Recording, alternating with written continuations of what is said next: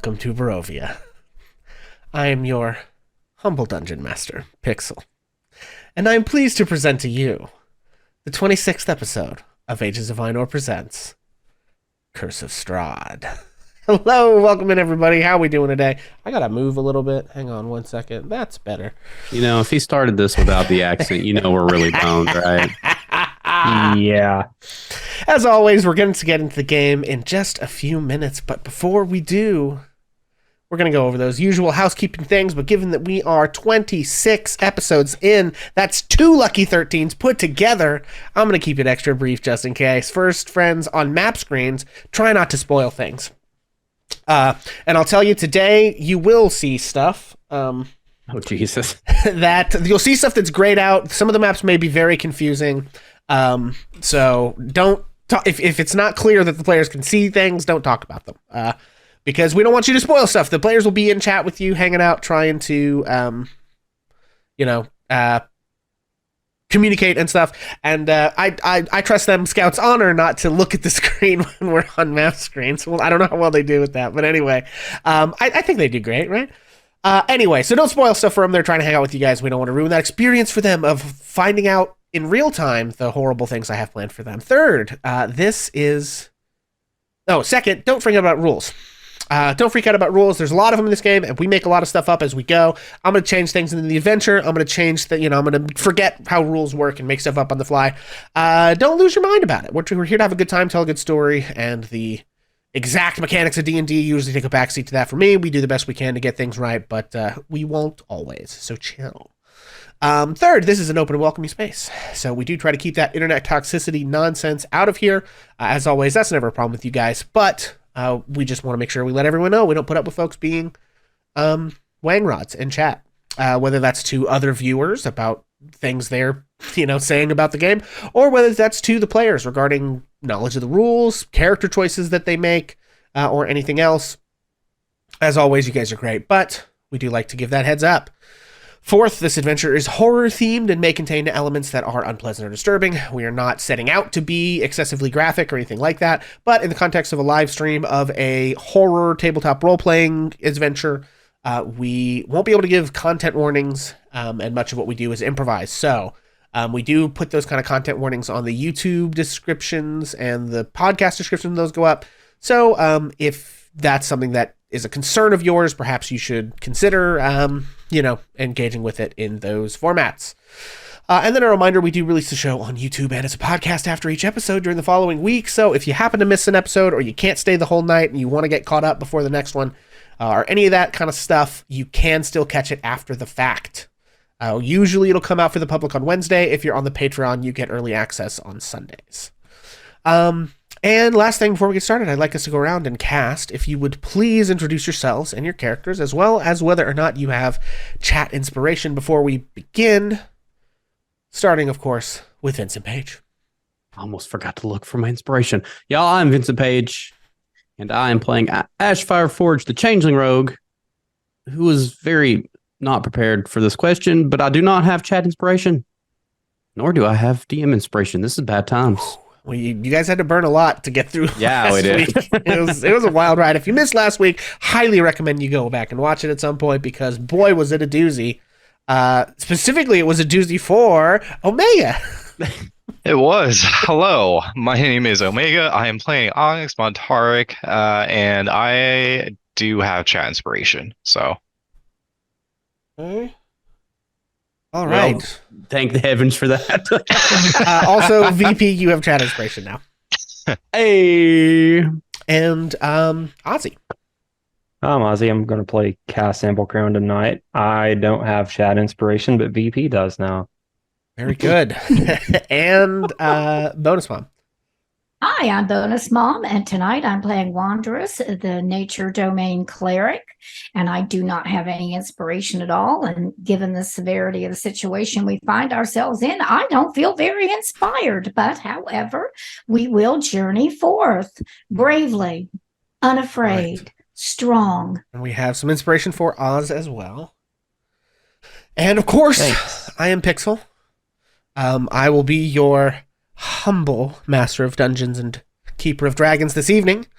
You can find me here doing the games at Ages of Einor. Next week we should hopefully maybe be back with. Do we have to miss next week on Region of Bedegar, or we'll be back with that one, even though you're out of town, right? Bonus Mom. We should be back next week with Region of Bedegar. And then we'll be back 2 weeks from now with this game again. Hopefully we'll have all the same players and characters in 2 weeks. Anyway, faith, you can honestly. also find me here at twitch.tv/hammerandpixel, where I stream games. We've been playing Final Fantasy IV. It's been a blast. We have been on a Final Fantasy kick recently. Of course, Final Fantasy 16 just came out, so I'm sure everyone will watch people play that instead.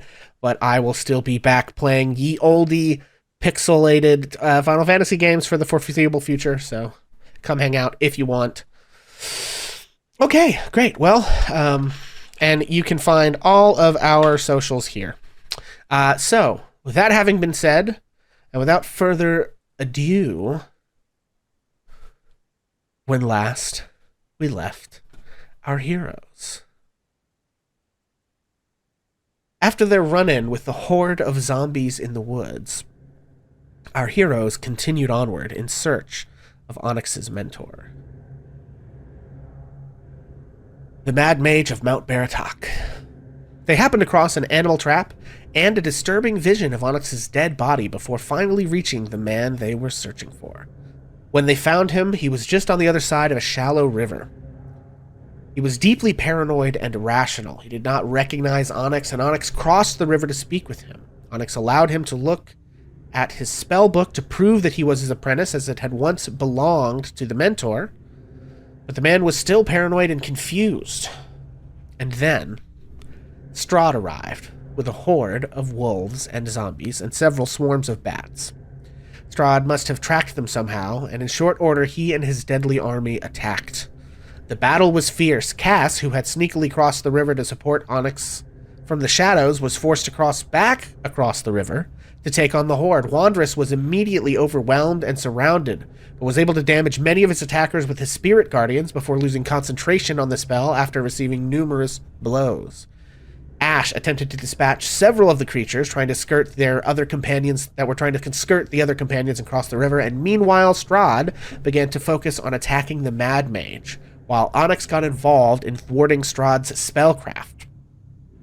Onyx counterspelled Strahd's first fireball that would have seriously injured his mentor, as well as counterspelling one of Strahd's counterspells, which allowed his mentor to blast Strahd with a powerful lightning bolt.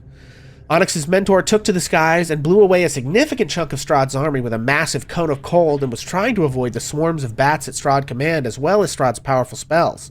As the battle progressed, Strahd, tired of Onyx's magical interference and using his vampiric power, he charmed him. This was not powerful enough to make Onyx attack his friends, but did cause him to no longer attack Strahd or Strahd's other allies, or stop any of the other spells that were going off.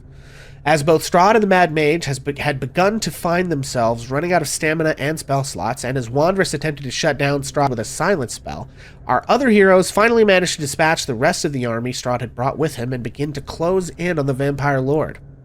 Seeing that things might be about to turn against him, Strahd moved out of the silent spell, called upon his power as the land itself to force the river in which Ash, Cass, and Wandress were all standing to rush with a mighty flood of water, pushing Wandress and Cass downstream while Ash was forced to hang on for dear life. Then Strahd polymorphed into a bat, Strahd polymorphed Onyx into a bat, turned into a bat himself, and fled before any of the heroes could stop them. Wandress and Cass recovered quickly from being washed downstream by the rushing water and were able to climb into the riverbank and return to find Ash and the Mad Mage conversing. Onyx was taken by air to Strahd's castle several miles away. Our other three heroes managed to convince the Mad Mage to let them stay with him for a night, so he allowed them entry into his magnificent mansion via a magically summoned door into an extra-dimensional... via a magically summoned door, and thus we begin our tale. Our heroes are separated. Onyx is a captive of the Lord of Castle Ravenloft, and the others stand in the atrium of a magical, extra-dimensional mansion. And so, we begin. Onyx.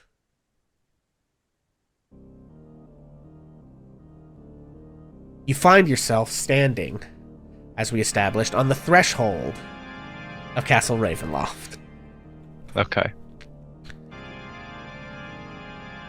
The thick, cold fog swirls in the courtyard behind you. Sporadic flashes of lightning lance the weeping clouds overhead as thunder shakes the ground. A drizzle begins, and you see torch flames fluttering on each side of the keep's open main doors. Warm light spills out of the entrance, flooding the courtyard, and high above the entrance is a round window with shards of broken glass lodged in its iron frame. You are drawn forward, and you see the ornate outer doors of the castle hang open, flanked by those fluttering torches and iron sconces. 20 feet inside the castle is a second set of doors. Strahd enters and beckons to you as bats swoop in the entryway and begin to perch and hang on the ceiling.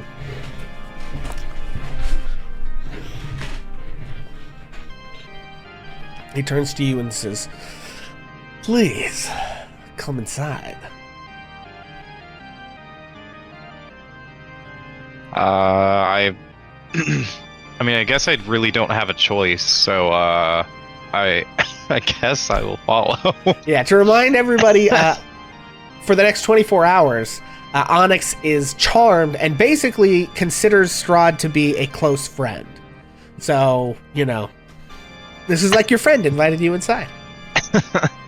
Yeah, I guess I'll go inside. Okay. Well, we are going to take a little trip here. Hang on. Where is it? I believe it's here. We're going to go visit our map. Also, somebody gave Bonus Mom inspiration. Okay. Put. There he is. Okay, there we go. Yeah, so you are brought here. You guys can see to this entryway. I need to edit something, don't I? Yes, okay. Okay. So you can see the entrance hall, and there are some doors. You're kind of seeing, like, the view of the roof here. Which actually... I hate to change maps so much, but you can kind of see the courtyard. No. Yeah. These things behind you are, like, big towers that stand on either side of a gate. I guess, why don't I just move you guys back so you can sort of see. This is like a huge drawbridge. The castle stands on a spike of rock, somewhat separated from the rest of the mountainside. Gotcha. And you've kind of landed here in the entrance of the castle and been brought over, or in that, across that drawbridge, and you're brought over to the entrance of the castle. Also, can anyone else see? Probably not, right? I can see what you're showing, like the entryway and the... Okay, and you're seeing that. I guess you can see Onyx's stuff then, right? I think we're seeing what he's seeing. Okay. All right, cool. That's good. That's what I needed to do. Yeah, we're not like seeing the whole thing or otherwise, anything. you guys were going to be sitting, like, seeing nothing.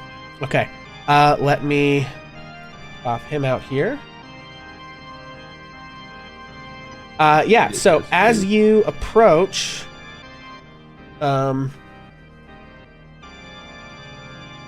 Hang on, what?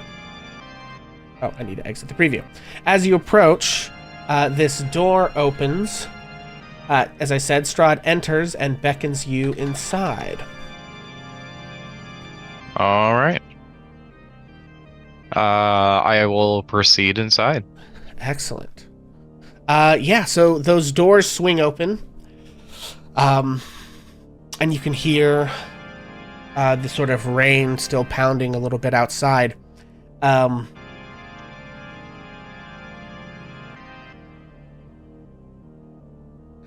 And overhead in this sort of vaulted entry foyer, you can see statues of 4 dragons glaring down with their eyes flickering in the torchlight. As sort of you follow Strahd inside. And the next set of doors seem to magically open as he approaches and makes his way inside.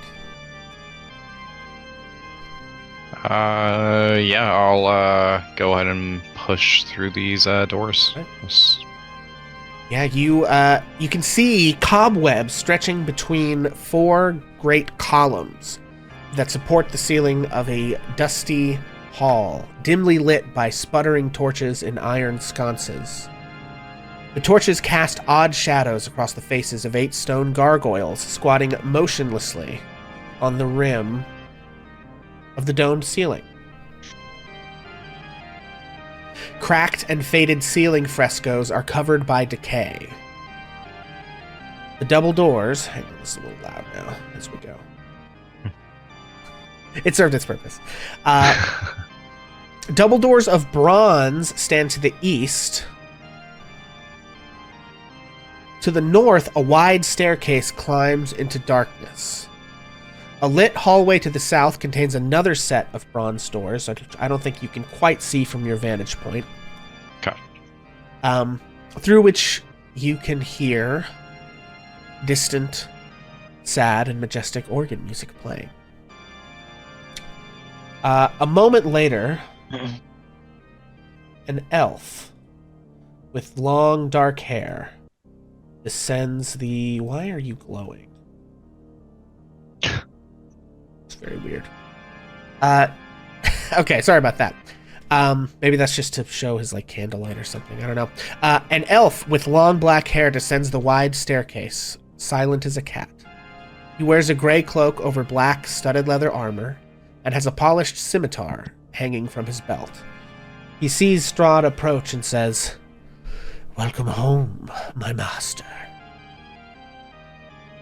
Strahd turns to him and says, Rahadin. Yes. Make the guest room ready, please. We have a visitor. He says, very good. And he sort of crosses the hall and disappears up the side stairwell.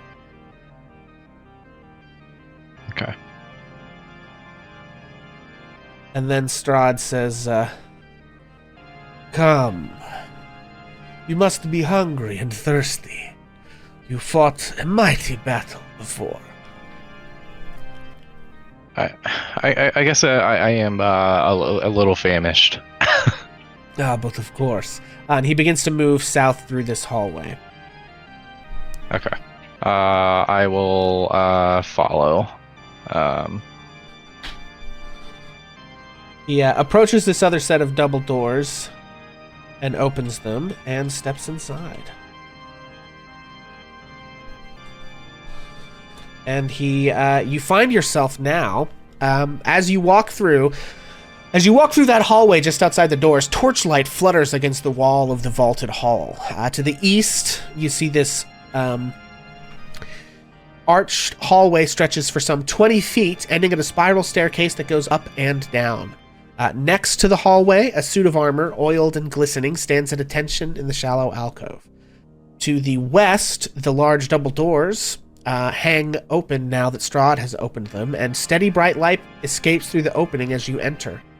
You hear the music begin to swell as Strahd actually takes his place. The organ, which was playing itself, he just sort of picks up and carries on where it was playing before. As you enter this large room, you see 3 enormous crystal chandeliers, brightly illuminating a magnificent chamber. Pillars of stone stand against dull, white marble walls, supporting the ceiling. In the center of the room, a long, heavy table is set, covered with a fine white satin cloth. It's laden with many delectable foods. You can smell roast beast basted in a savory sauce, roots and herbs of every taste, sweet fruits and vegetable. There are several places set at the table with fine and delicate china and silver, and at each place a crystal goblet filled with an amber liquid with a delicate and tantalizing fragrance. At the center of the far west wall, between floor-to-ceiling mirrors, stands a massive organ. Its pipes blare out a thunderous melody that speaks in its tone of greatness and despair. Seated at the organ, now facing away from you, you see a single caped figure, Strahd. And he is pounding away at the keys in raptured ecstasy. And as you enter, the song comes to a stop, and he turns to look at you and says, but where are my manners? I apologize. Please, take a seat. Feast, drink. I will, yeah. And I guess I'll just take the head of this end of the table. Yeah. And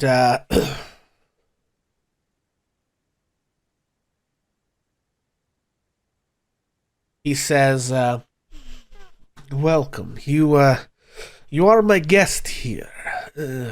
Pardon me, I do not remember if I have heard your name before, my young friend. Oh yes, my name is Onyx. Onyx Montarik. It's a pleasure to meet you. I am the Count Strahd von Zarovich. And this, of course, is Castle Ravenloft, my humble abode. Tell me, my friend, what brings you to this land? We do not get many visitors. Yeah, I was actually looking for a friend, actually. That was kind of the whole reason I came to this land, but Friend? It's odd you would find friends in such a place. well, I mean, my friend traveled away for a while, and I honestly just kind of ended up here. I didn't really mean to end up in this land, but I ended up, I guess, just going on a little adventure until I could find him. So, Well, you've had quite the evening of excitement. Apologies for that little misunderstanding before. People are so quick to fear me, but I am truly harmless. oh, definitely, yeah, I can tell. I mean, Well, sorry, I shouldn't keep you from your food and drink any longer.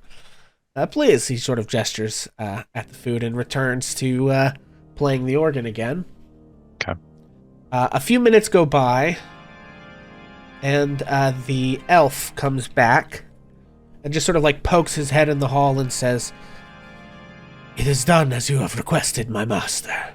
And Strahd just sort of like nods, takes his hand off the keyboard and waves at him, and the elf turns and walks back to the north where he came from to begin with. And do you like say anything while you eat, or do you just sort of eat the food? What do you do? Oh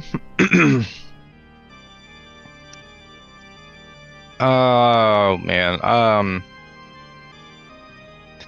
I guess I would have knowledge of like a little bit of his past because we read his book. So, I guess I would ask him. So how did you so how did you become the lord of this land? And he stops playing the organ again and turns and says, "Well, in life I was a prince and a soldier, a conqueror. After the death of my father, King Beroth, I waged long and bloody wars against my family's enemies. We cornered the last of these enemies in a remote mountain valley before slaying them all. I renamed the valley Barovia, in honor of my deceased father. I was so struck by its scenic beauty that I decided to make my home here. I sent for my rest of my family. My mother, Queen Ravnovia, and my younger brother, Sergei. He was never much of a soldier. He stayed home while we went to war, but...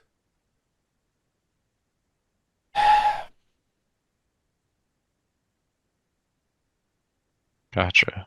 Yeah. But yes, we conquered the land, and it has been mine ever since. That's it's a very interesting story. I guess I never imagined you being a prince, honestly, but Well, what did you imagine about me then?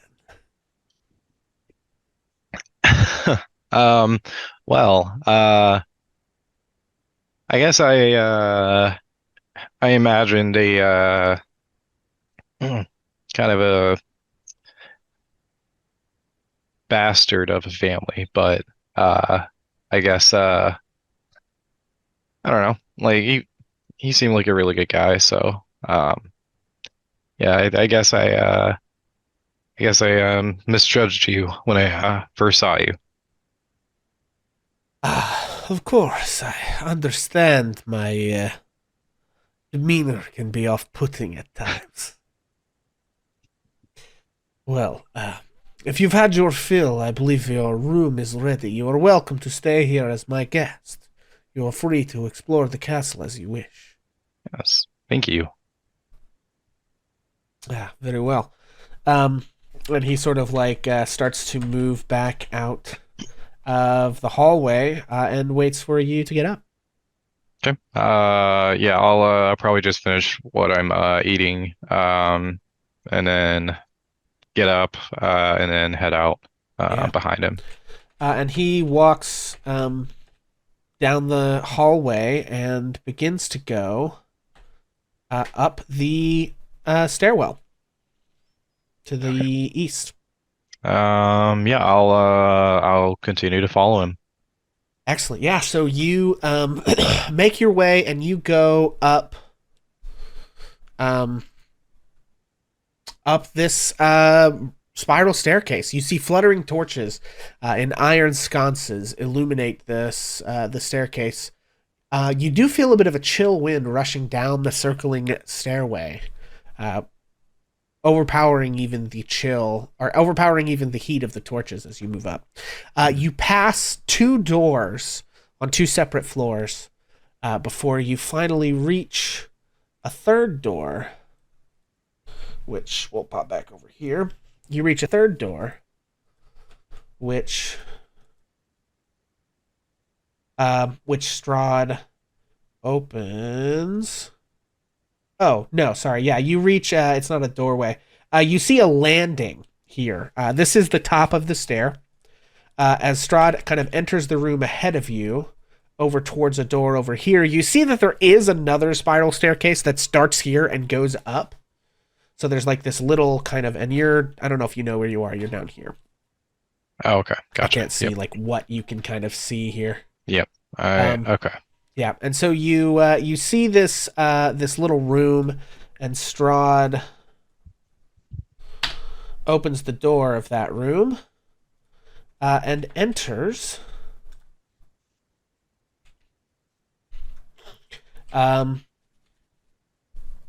And you hear him, you see him converse. There is another individual in this room, and actually, here we go. Who is about your size, actually. He's a halfling man. And he is, let me find my place. There's so many places in this house. Yeah, so you hear, actually, I guess I should have described this last room too. So you came up the stairs and you were in the room outside. You come to this dark landing, 10 feet wide, about 20 feet long. A cold draft of wind rushes down the other spiral staircase at the north end of the hall on the eastern wall and whistles mournfully through the room before streaming down the stairs to the south. An ornate square rug covers up the floor on the south side of the room, and set into the west wall is an iron-bound wooden door with a wooden trapdoor set into the floor in front of it. Hanging on the north wall above the trapdoor is a framed portrait of a handsome, well-dressed man with a serene yet penetrating gaze. It is a portrait of Strahd as a conquering hero, basically. But as the thunder shakes the tower and heavy beams groan under the weight of the ceiling, in this next room, you see 3 ornate lanterns hanging by chains from the beam, which cast a dim glow. The curved west wall is fitted with 3 windows of leaded glass and steel latticework. A bookcase sits on the east wall between 2 doors. Plush, overstuffed chairs and couches are placed about the room. The fabric has faded with age, and the patterns it depicts are nearly gone. Lounging on one couch, which I guess, yeah, he's like on the couch as you come in. Okay. Is a handsome young man whose attire, while elegant, is worn and faded. And as he's sort of lounging on the thing, when Strahd enters, he sort of like kicks up at attention and says, my lord. And Strahd turns to him and says, Escher, I didn't realize I would find you here. I don't get to this wing of the castle particularly often. And Escher says to him, well, my lord, how may I serve you? And he says, I suppose you can do me a favor. And this here is our guest, Onyx. He will be spending some time with us in the guest room. If you would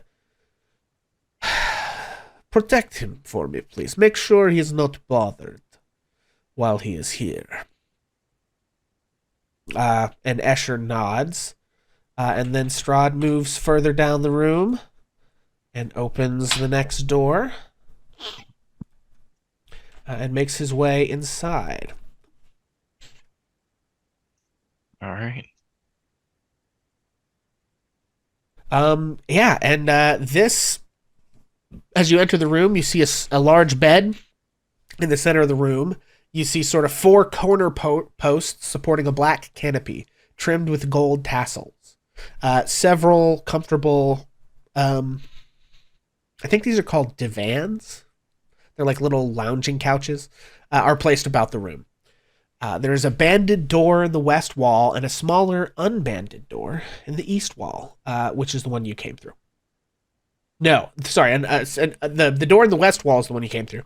The smaller unbanded door in the east wall is directly across from you, and Strahd says, "This is one of our guest rooms. You are welcome to stay here for a while you regain your strength after your difficult fight earlier."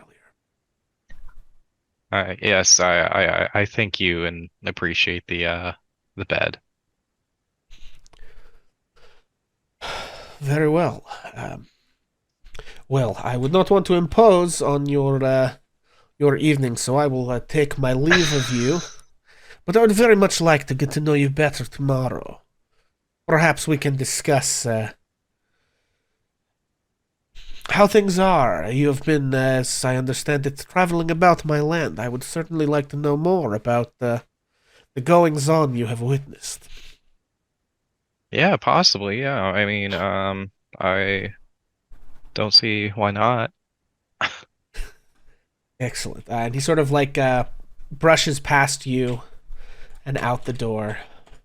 And you hear a brief murmured conversation between Strahd and Escher before you hear the outer door open and close again, and then you hear footsteps receding to elsewhere in the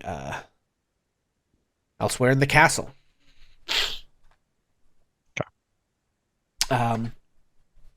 Onyx, is there at this point anything you would like to do? Um, Curiosity is like nagging at me in it because I want to know what's up those stairs, but um, I doubt Escher would allow me to go out, but uh, shoot. I'll check the other door that's on the other side, Okay. other room Sure. first. Yeah, you open the other door. It opens easily. There's a small wood-paneled room, kind of like a little closet. It reeks of mildew, but has a 10-foot high ceilings. Iron hooks line the wall, and a dusty black cloak hangs from one hook in the center of the south wall. Oh. Can I inspect the cloak? Sure. Make a perception check. Okay. Let's see. Perception. There it is. That's a 4. 4. Yeah, there's nothing too exciting. It's an old cloak. It smells pretty bad because it's been in this kind of damp stone room for a while. Okay.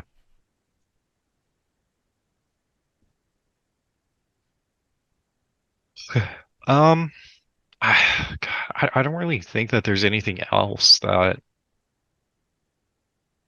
Oh, I guess I'll go out and see if I can go up the stairs, the other set. Okay. So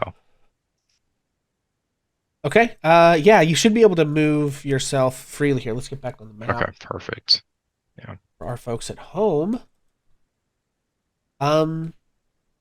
Yeah, you come back out into the room, and Escher sort of looks at you and says, "Oh, may I help you?" Yeah, I was actually gonna go check out the other staircase. Strahd said I could explore the castle freely, so Ah, yes. Well, I suppose if that's what the master said.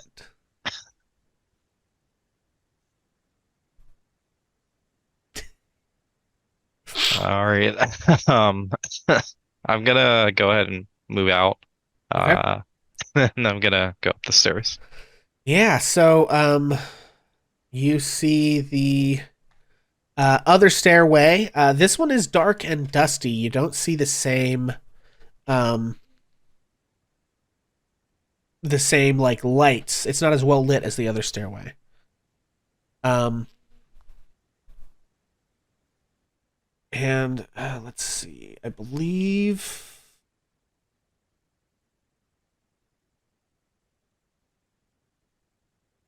Hang on, I gotta. Well, that's lower. Navigating this this thing is a bit tricky. There's a lot of maps because this thing has so many floors. Okay. Let's see. I don't need that. And in the distance again, you hear the organ music resume. And let's see. You find yourself now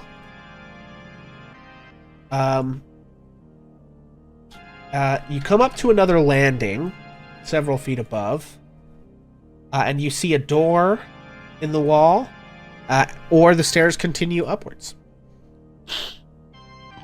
I'll check out the door first. Okay. Yeah, do you just like open it or check and see if it's locked? What do you do? Define checkout. I guess I'm gonna attempt to open the door because I doubt that's Strahd has anything like as far as traps this far in. Okay. So All right. Yeah, if you just try to open it, the door opens. And you find yourself looking at a 20-foot square room with a very low ceiling. It almost presses oppressively down on you. You see torn and broken couches lying in heaps, haphazardly strewn about. Deep claw marks cover the hardwood furniture, and the once lush upholstery has been sliced to shreds. From the dark shadows and rubble, several pairs of small green eyes stare up at you.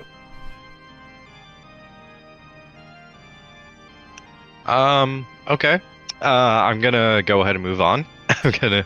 You just shut the door back? Yeah. I'm gonna Okay. just like... Nope. Okay.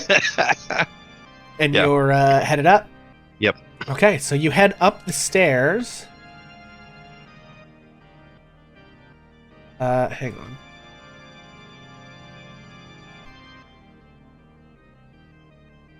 I gotta...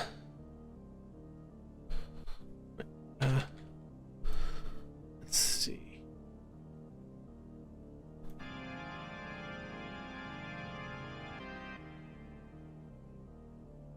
You're in... Yeah, you're in that. Okay. You head up and find yourself now arriving at...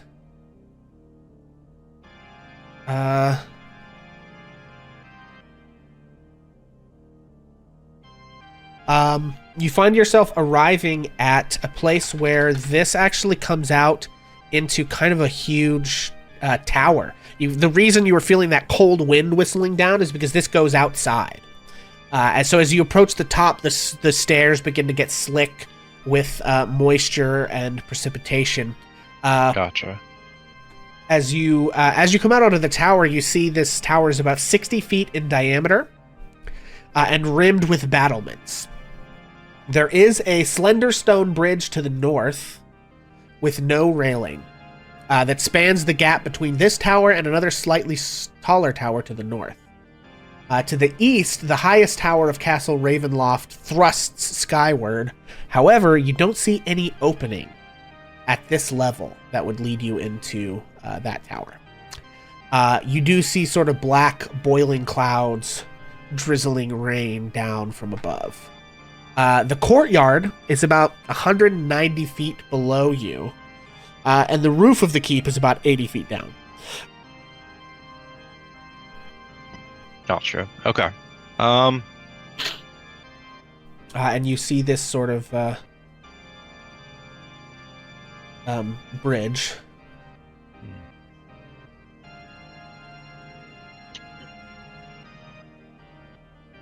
And looking at the bridge, you can see that like there's the wind is kind of blowing across the slender bridge of stone and masonry. The bridge's old iron railings have rusted away and fallen off years ago, leaving the bridge without handholds. Gotcha. Okay. I think I'm gonna like because I don't want to get into trouble. Yeah. Okay. I'm gonna yeah. just head back And down. if you're looking, you can sort of see into this other tower. So I guess I should describe a little bit of what you see in there. I was gonna say I noticed something, but I noticed a little something, you say. Hang on. Yeah, so you...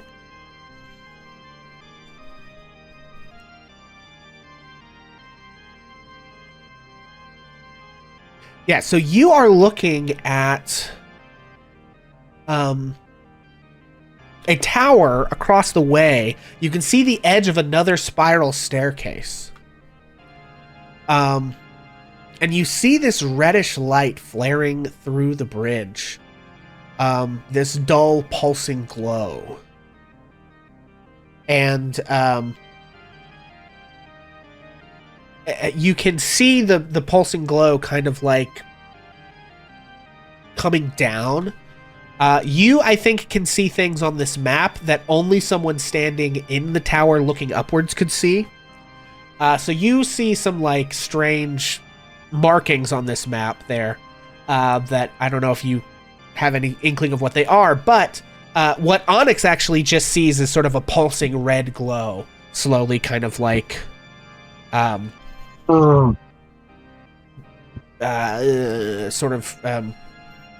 pulsing out onto a little bit out onto the bridge. Gotcha. Okay. I think I'm just gonna go ahead and leave it there for now. Like I said, I don't want to like get into like trouble as of right now, so Yeah. I Okay. think I'm gonna do more exploring tomorrow, but I'm just gonna head back to my room. So Okay, yeah. So you head back down 2 flights of stairs to the guest room where you had been. Escher sees you come back in soaking wet, sort of raises an eyebrow, but doesn't say anything to you. Okay. And we are going to leave that scene there as you get into bed. Okay. For everyone else. The remainder of our heroes find yourselves in the atrium of a magical extra-dimensional mansion. The Mad Mage has walked in ahead of you. I believe you're sort of in imagine like the front foyer of like a big fancy mansion kind of thing, you know? You see several doorways leading off the side. You see like the kind of black and white marble checkerboard pattern floor. You see like this big plush red carpet leading up to another landing, and you have several other, you know, like wings of the house going off in different directions. And the mage kind of walks in and sort of like snaps his fingers, and you can see like various I don't think any of you are really particularly arcane individuals. So you just see sort of like some things start to move. You see like his cloak sort of is lifted off of his shoulders, revealing his like threadbare and ratty clothes, which were once like nice, like kind of smart looking arcane wizardly stuff, but have become sort of, you know, they've got holes in them and all sorts of like, you know, stains and things like that, which he doesn't seem too terribly concerned about. But his cloak sort of floats off of his back and like sets on a coat rack, and you see that like a little rag comes and starts like wiping the mud and stuff off of his boots. And he kind of looks back at you guys and snaps his finger, and some stuff sort of like another rag comes over and starts to like wipe at your boots and stuff like that. He doesn't like take your cloaks off or anything. But there's like, it seems that he has some kind of magical control over this mansion that allows him to sort of direct it to serve him. And after, you know, he sort of gets cleaned up a little bit, he sort of looks at you all and says, right. Well, I suppose you're here now.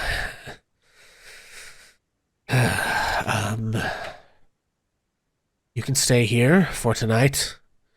I will have some food made.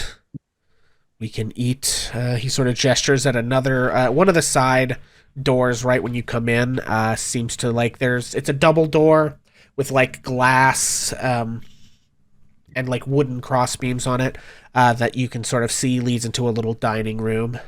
And then he says, but will be a moment before the food is ready. I guess I can show you to the guest rooms.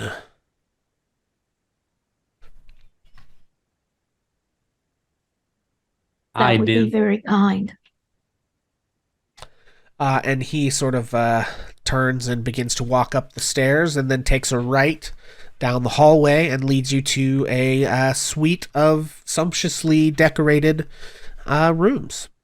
They all have kind of nice purple and gold. It's like purple upholstery with like gold trim. It's all very like the blue rugs on the floor are very like expensive looking and like very fluffy, you know. And each of the rooms has like a little table and chair, and like a little, I don't know, footlocker kind of thing, like a little wooden chest that you could like put gear in and stuff if you wanted. And he just sort of like gestures and says, "There's plenty of rooms. Take your pick." Thank you. Thank you. I'll meet you downstairs when you get settled.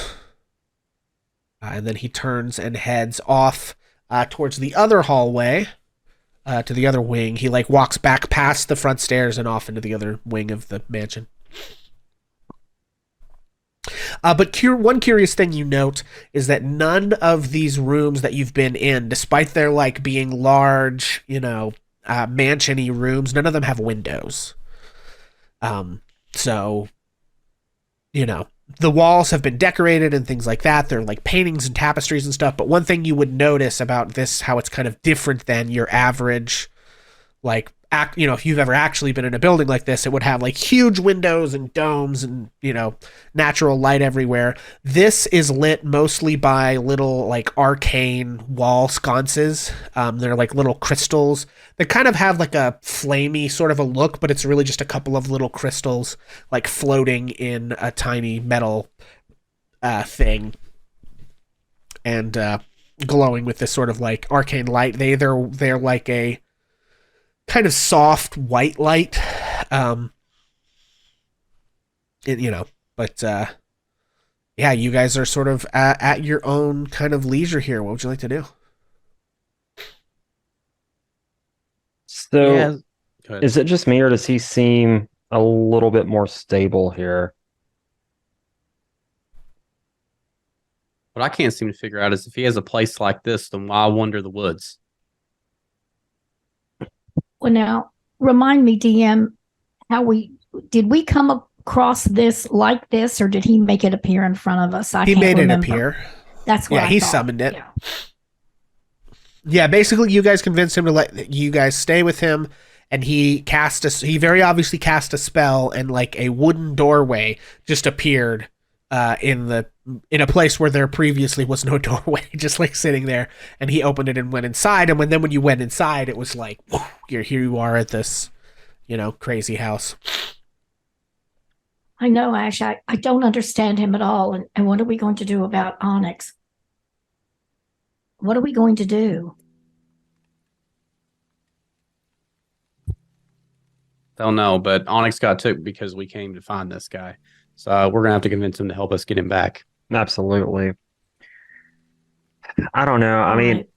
I think we try to persuade him to come to Valaki with us. You Is the think only we go back for more people to help? I mean, it just depends on what we want to do. If we want to, you know, theoretically march on the castle, we're going to need all the people we can get to get in there. So, I mean, maybe the Mardikovs can help. I mean, I can't Maybe. really. I mean, we have to get into the castle to get them back. It's not like we can, you know, get them to I feel like I've leave. learned a lot since getting here. I feel like I'm stronger than I was when we met those days ago in the woods in front of Onyx's tent. But I'm not strong enough to take him on. I don't think any of us are. You saw what happened tonight. Even that mage couldn't do it. I know, but if you notice, like, I mean, I'm not going to say we had him on the ropes, but I mean, mainly he kind of did a number on Strahd. I think Strahd left like that because he was surprised. I mean, it wasn't like how he normally leaves when we encounter him. You know, he kind of toys with us for a little bit. and then he just lets us get away because right now it's a game to him. Well, I the was only so other thing that I would overwhelmed. like to point out is that while sure the battle between the mage and Strahd seemed to have been damaged more so, but he also didn't even acknowledge the rest of us. We Yeah. got beat up by his minions. Oh, absolutely. He didn't even deign us worthy to be battle Yeah. worthy, right? I We're don't not know. strong enough to take him on. Not alone. No, we need a couple more mages. I need to think about this. I need to rest, and I need to spend time with my goddess. This is all so new. You know, when I got here, I had a goal, a plan. I had to accomplish 3 things for my tribe. That's different now. I'm not sure. But Onyx is my friend. I can't abandon him. You have taught me what friends are. I never knew about that. I don't feel like I can just walk away from it. I'm glad you say that we're going to try to get him back. But Strahd is so strong.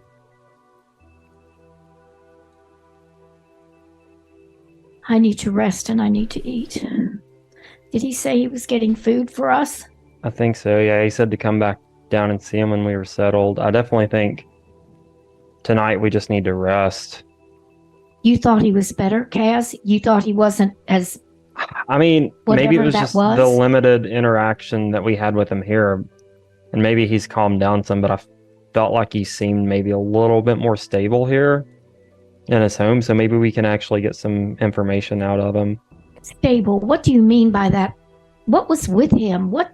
I didn't understand how he was. He didn't recognize Onyx, someone that was very close to him.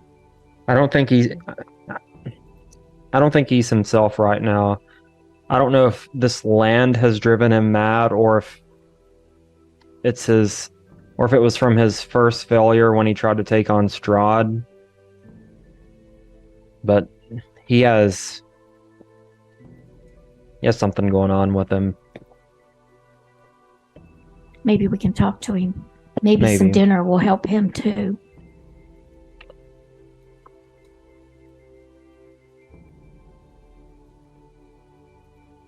Ash, are you all right?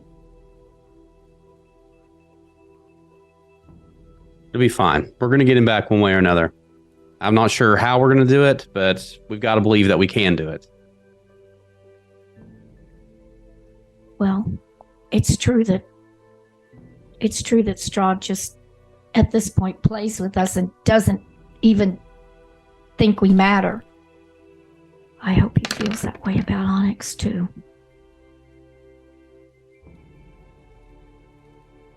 I hope so too.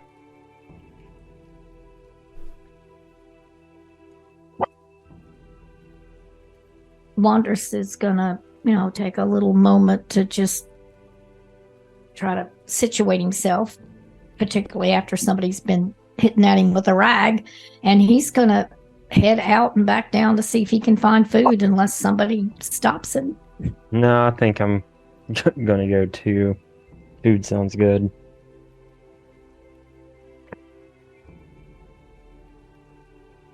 Ash? Yep, sounds like a plan. Okay.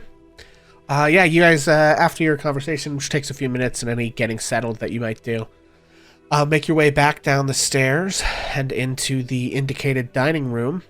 And you find that, plates are sort of, floating in and, drinks are floating in, and food is being kind of set in front of you.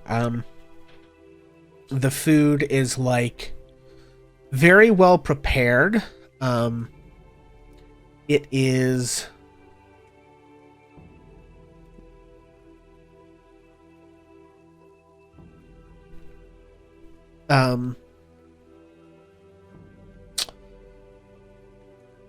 it's a very rich and sumptuous meal. It's like starts out. It's like a bread and salad course is sort of placed out with like a zesty sort of seasoning. There's all sorts of like fresh fruits and vegetables and berries and things. And as that sits down, there are drinks, and you find that that goblets are set out at each table place, but they don't appear to have any liquid in them. But if you reach out to touch one, you find that it fills itself with whatever it is that you are thirsty for. They appear to be some sort of like magical goblet that can basically detect what it is you want to be drinking and produce it for you. Wanderous is a big fellow, and he is probably going to eat a lot. He's going to focus. It's obviously the best food he's had since hitting Barovia, and I think he's tanking down. When he touches his goblet, it is fresh, cold water that appears, and he gulps it down ravenously and eats his fill.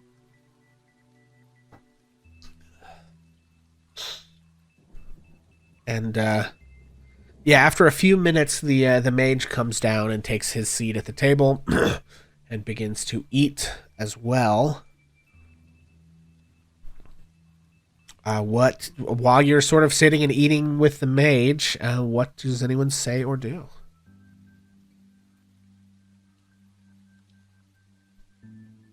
So you have this wonderful place where all your needs are met, and you don't have to worry about Strahd finding you.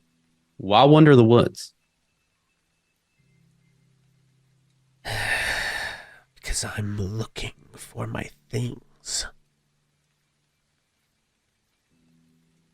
Such as? Spellbook. Way to fix my staff. I can't fight him as I am now, you saw. But now you have your spell book. No, this is my old spell book. I don't know how your friend had it. Doesn't make any sense. You were his mentor. I don't remember anything before I was here. I've always been here. They've always been trying to get me. Let's try this a different way. So where did you lose your other spell book? Or how did you lose it? Maybe the question that I want to ask. I'm sorry. I went to fight him in his castle. He's even stronger there. He has some... I don't understand it. It's something. He was shrugging off my most powerful spells like it was nothing. Not like tonight. Outside the castle, it seemed to damage him, but inside... I don't know what it was. There was some sort of effect. Something was absorbing the damage for him, or I don't know. But he bested me. He is an inferior wizard to me, but his nature has granted him strength and endurance far beyond mine. So, especially in his home, with whatever thing he has that just lets him eat hits that would fell a beholder practically. He bested me, and I went flying, and my book was lost somewhere in the woods as I fell, and my staff broke when I hit the ground. And I've been trying Honorable Mage. Strahd did not take your book from you. It was lost in the woods. Yes. And I don't have any hope of beating him without finding some way to fix my staff and without getting my spellbook back. I mean, there are some more advanced spells in here than your friend could cast. He sort of like gestures with the spellbook. But I have studied many years since I filled the last page of this tome. So, what do you need to fix your staff? A miracle, I think. I don't know.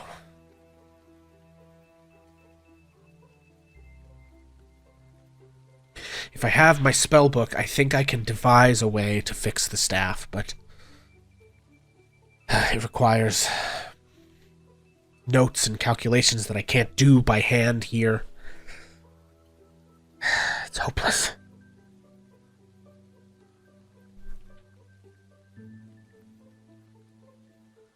We have been tormented from the moment we set foot in this land. Strahd has just toyed with us and made our lives hell. So we have spent the better part of the last couple weeks trying to gather people to rise up against him and make all the plans and find all of his weaknesses. But we made this trip up into these woods to find you for Onyx. I know you don't remember him, but he has been looking for you. Now, I think that all of us here would agree that we'd be more than happy to help you find your book. But there is one thing that we need in return before we'll even consider looking for it. And we've got to get Onyx back. Strahd has taken him to his castle, and we need a plan to get him back before we can ever consider helping.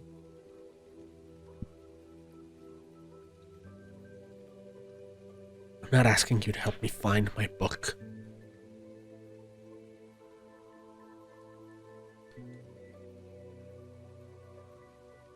I'm not going back in that castle unless I'm back at my full power. Well, we want to help you fight Strahd. We want to help you finish the job.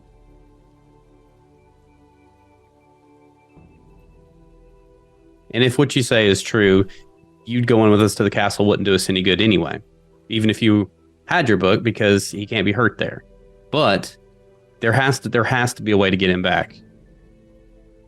You're obviously seasoned. You obviously have spent a lot of time here. Is there nothing that you know that could give us an advantage on how to save him?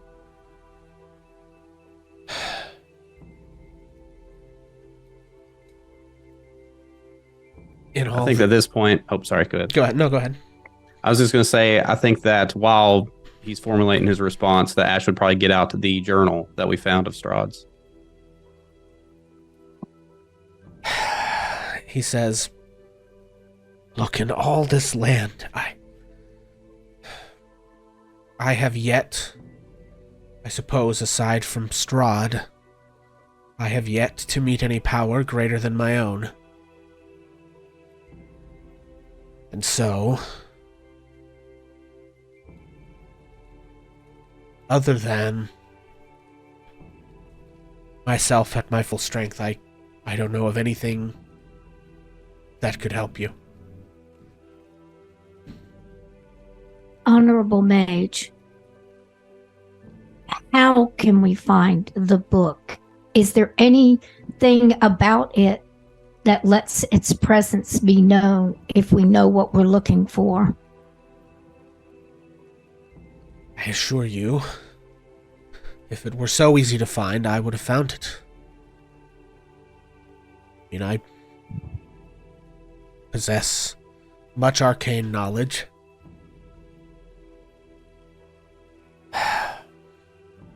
But no. I must simply search. It would not be something that Strahd would have sensed and been able to find when you couldn't? Well, as I established, he is maybe half the wizard I am. Formidable, yes, but I stand at the pinnacle of arcane knowledge. So if Wanderer sits up at that and really looks interested and is paying deep attention. I don't possess the knowledge to find it, then I don't believe anyone does.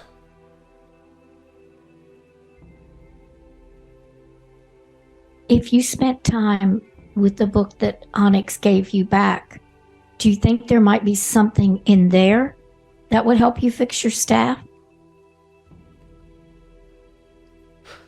I don't know. Maybe it's possible. I haven't seen this old thing in years. I scarce remember what all is in it. I say this with all due respect, honorable sir. You are one person searching the woods. If we went along and maybe even found a few people from Wallachia to help us, it would be more eyes. Do you think that might help locate the book? There's already too many eyes. Too many eyes in the woods. I see.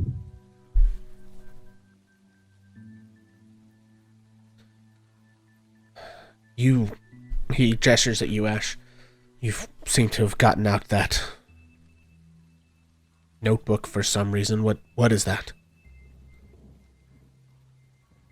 We had a conversation with a fortune teller. One of the, I cannot remember their name right now, so sorry. Vistani. Vistani, yeah. One of the Vistani people is a fortune teller. And she told us of some weapon in this land that could help us defeat Strahd. This journal tells us where he sleeps, which, no matter how powerful he is, he still is a vampire. So knowing where he sleeps does give us advantage on how to take him out. That is what our underlining goal is, and I'm going to kind of toss the book onto the table so you can take a look at it. This has a lot of his backstory, tells us who Strahd is. We're going to continue looking for that, but again, I just want to say that we have to get Onyx back before we can even dream about taking Strahd out. We have a common goal, is what I'm trying to tell you. And I'm more than happy to give my life for this goal. But we have to work together. And Onyx is a part of this.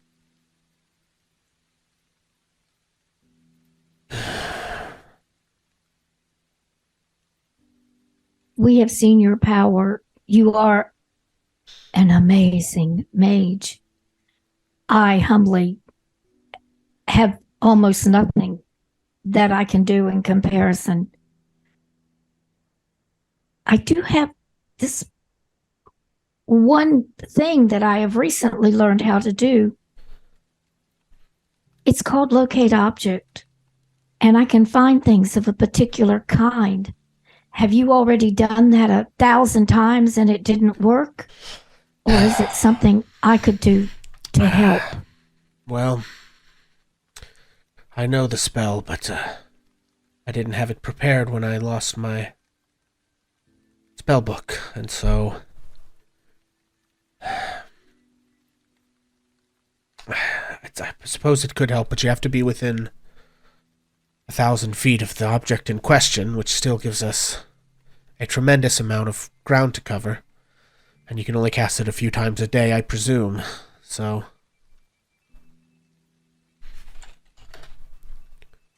I can do it for 10 minutes at a time.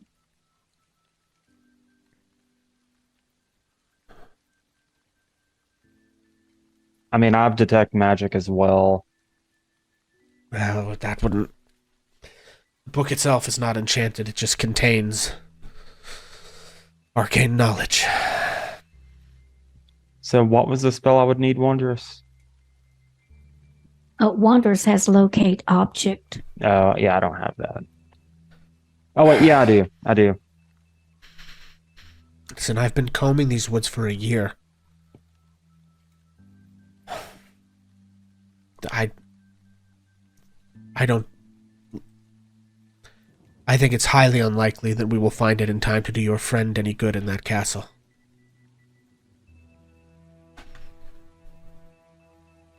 What would you propose we do?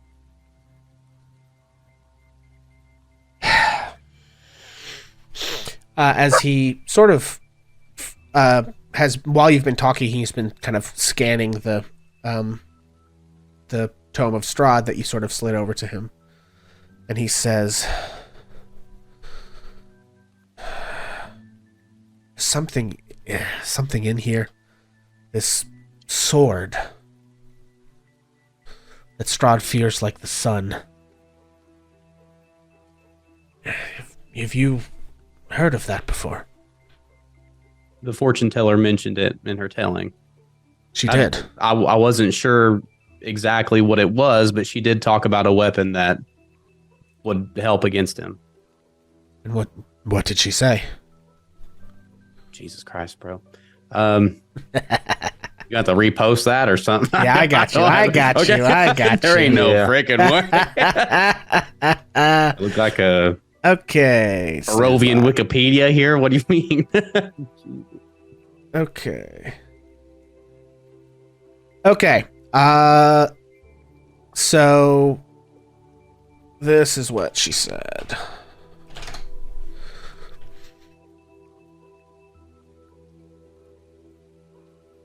It was the third card. It was the third The card. Sword of Vengeance. Yeah.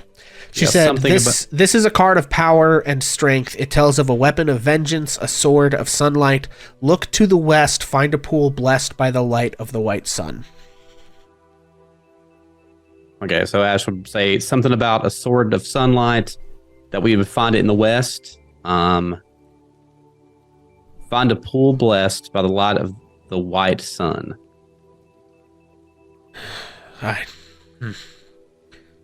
Well, I don't myself know of any such place, but it sounds like a weapon that Strahd fears. If you want my advice, find it. What all did the woman tell you? We started at the crossroads of life and death, and this is where we found the book. We dug this book up out of a grave. See, So she can be trusted. said that we would need to know our enemy before we could face him. So this has been the step one. She's told us about the sword. I don't remember all. Yeah, all I'll the tell stuff you on the other board. one. He said, "Oh, Oh, you have it? This is card number 2. card number 2: powerful force for good. Protection lies in a hoarded treasure beyond amber doors." Some sort of symbol. Which Cass, you would remember, and I think we've talked about this before. The vision that you had the first night you were here in Barovia was there was a set of amber doors, and then you went through them into some strange place, and there were spirits of darkness and stuff. But that symbol of the set of amber doors. And go ahead and give me, I'm going to say just give me a raw intelligence check with advantage here, or history if you're proficient. This is for Cass, correct? Yes, for Yeah. Cass.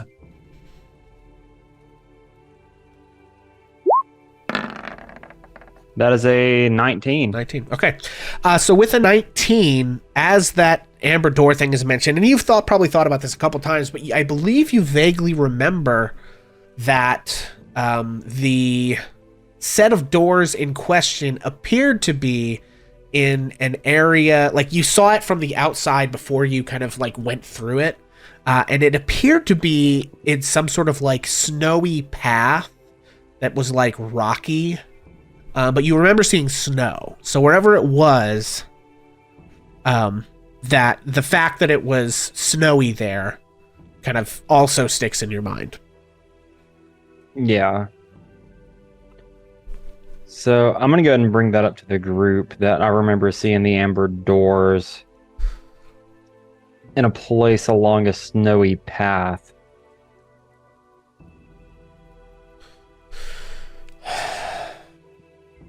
Do you know of any snowy areas, sir?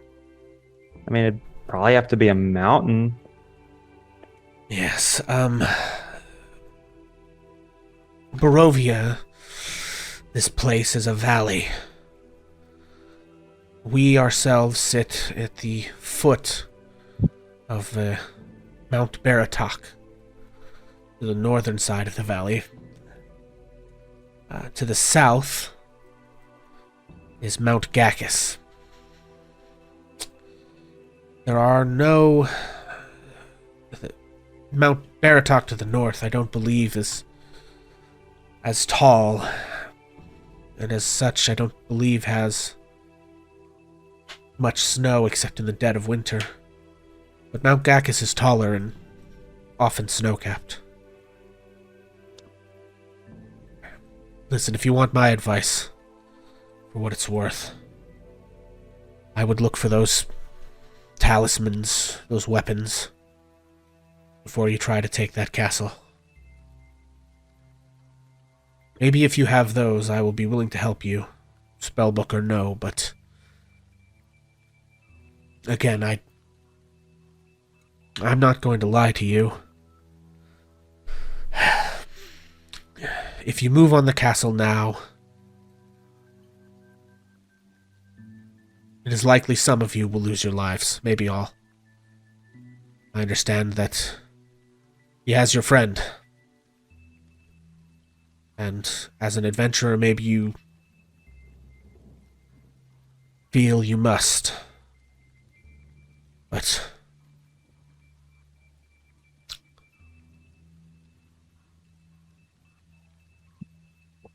I mean, I definitely don't believe walking, going in on a suicide mission, because that wouldn't do anybody any good. So then we propose to leave Onyx trapped in the castle with that monster for most likely weeks while we search for these items. Obviously, our plan was to find these things. That was our whole order of operations, but we're just supposed to leave him to his own devices for an undefined amount of time? I mean, maybe if we could find a way to sneak in, we could get him out. But I feel like if we go to the castle, that's basically suicide. if I had a perfect solution, believe me, I would have already employed it. I mean, do you know a secret way into the castle? No, we just walked up to the front door, and I blew it open, and we commenced our attack. And if it weren't for the fact that he has many minions in his castle, and for the fact that he was able to withstand a tremendous amount of punishment before even seeming winded, in a one-on-one fight without whatever protection he gains from his castle. I mean, I almost took him this very night. He fled because, well, both of us were close to our end, but we had dispatched his minions, and with your aid we might have done it, but in his castle, no.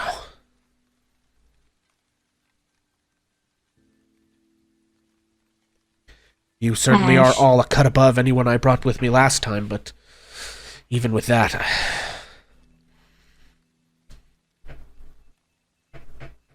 Ash, we have seen what Strahd can do. If we charge through a front door, he could kill Onyx in front of our faces, And then us. and then us. I mean, at the end of the day, we got to think about what Onyx would want for us. He definitely wants us to save him, you know. Well, we're But- tired. We need to rest. In the morning, I can contact him, at least try. Yeah, I think I pray my goddess will forgive me when I say this, Ash. And it brings me to a place I would never want to be. We don't know what has happened to him already. I mean that's very true. He could already be dead. We have to have faith though and believe that he's still alive. Can't believe he would just take him with him just to kill him in the privacy of his own home. That doesn't seem his style.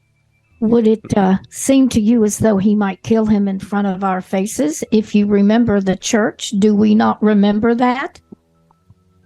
You are right about that. I just mean to say I can't believe that he He may be trying to get information out of him though, like our wanderings, people we've interacted with, trying to figure out, like, get an idea of who else we may be working with that oppose him. I mean, right now, I think to him, this is all a game and we're just toys. The only time since we stepped into this place that we have seen him, that it has not been a game, is when he opposed that man right there. And Wanderous points towards the mage. I am too weak to stand against Strahd, but there might be a time when he wouldn't be. I think, Wondrous, you're right. We need to rest on it tonight, sleep on it, and then maybe our dreams will light us away. I want to spend time in prayer with my goddess. She gave me direction when she changed me before, and she gave me a purpose. I need time to think. Ash, I'm with you. I want to rescue him. Of course I do. He is my friend. And I know what loss of a friend and a brother looks like because I have seen it in you.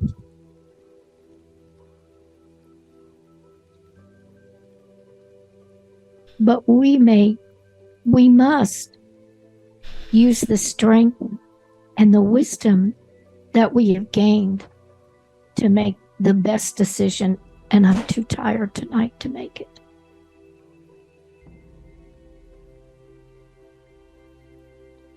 I definitely think we just need to reconvene in the morning.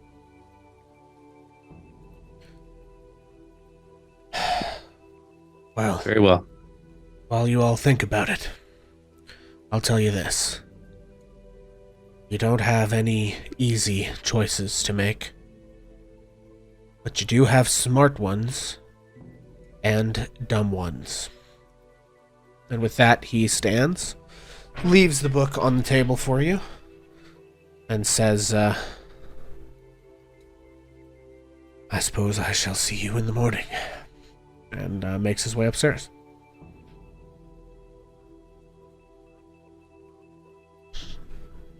Smart, dumb, right, wrong.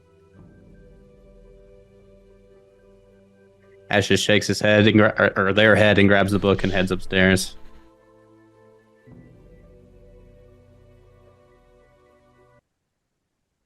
Wanderers follow slowly. Cass goes as well. Well done with the ambience, love that. Okay, so the three of you retire upstairs for the evening.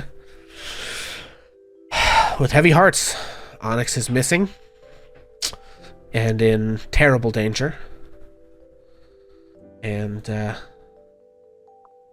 you are in this strange mansion with this difficult individual. And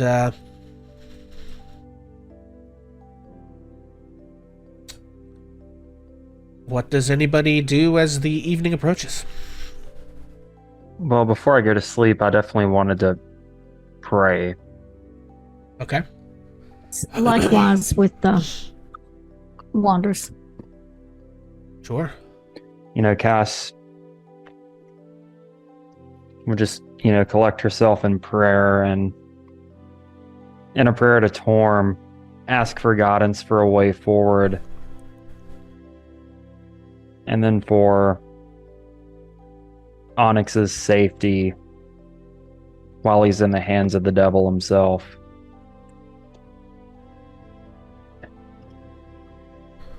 Okay.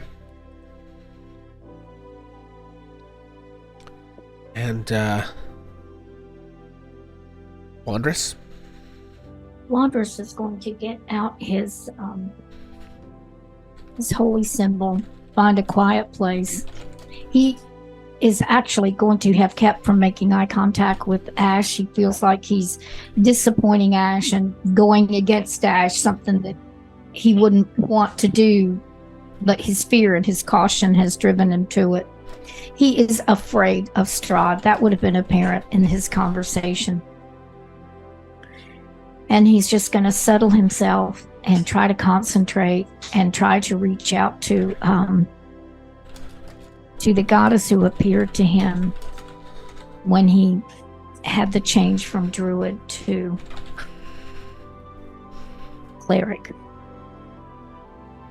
Okay. Goddess, come to me if you will. Help me if you can. We are caught in a horror, not of our own making. We stumbled into this land and we are lost in it. And now our friend is stolen from us by the evil of this land. When you spoke to me last, you changed my mission. It was no longer about satisfying the ways hold on.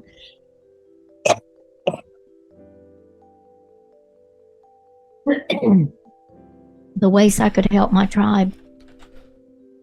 It had to do with changing the land for good. How do I do that, goddess? Do I go up to the front door and try to blow it open myself and get my friend out of there? It's what I want to do. But I am so afraid that I would be woefully inadequate. Help me. Grant me your wisdom, please, I beg.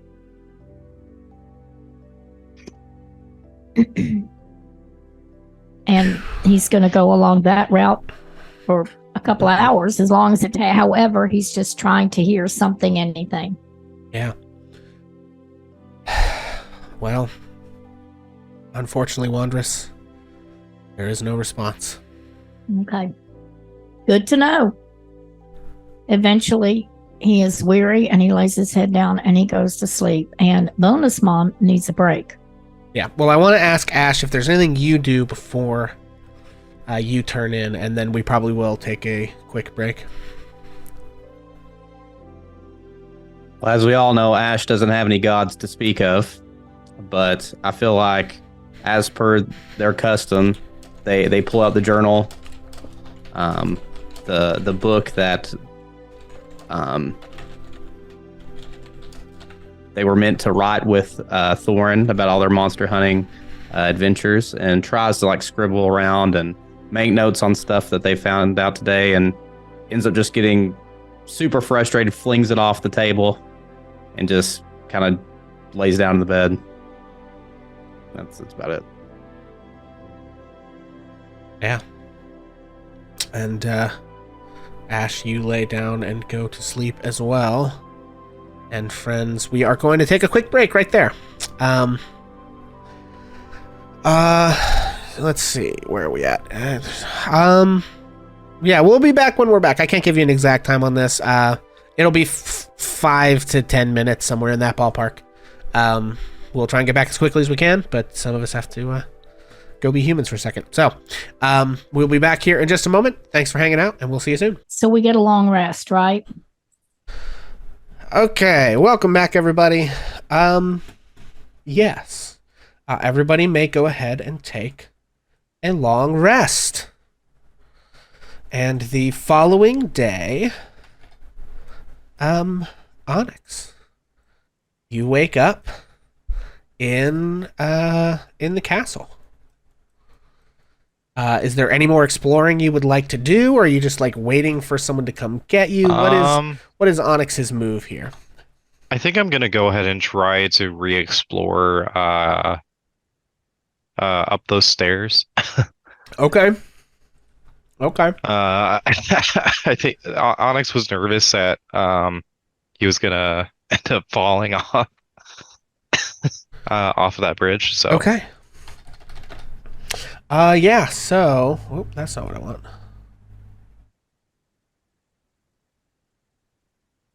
Okay, so... Did I move you here? I think I did. Okay. All right, well... Onyx, you awake the following morning. As always in Barovia, it is a dreary, cloudy day. And... However, it is daytime, so it's no longer, like, raining. Okay. And the sort of, like... There is a little bit of light coming in through the windows, you know, but that kind of, like, overcast light. Gotcha. Okay. And... Yeah. You head out of the room? Yep. Okay. You don't see Escher in this adjoining chamber. Okay. Good to know. I'm just gonna keep walking, and then I'm gonna just head out of this door. Okay. Yeah, you can head out the door. Headed back up the stairs? Yep. Okay. And are you going all the way to the top? Mm-hmm. Yeah. Okay. Put Onyx back on here. You won't be able to prepare any new spells because you don't have your spell book, but you do get your spell slots back. So, Okay. Perfect. but you only have prepared what you had prepared yesterday. Okay. Gotcha. Yeah, but you make your way up onto the top floor of the castle here. Starting everyone here. What would you like to do? I'm gonna go ahead and cross the bridge because now that it's not raining, it's not. I'm gonna perceive it's not as slick. So. Okay. Yeah, you can cross the bridge. All right. Yeah, you find yourself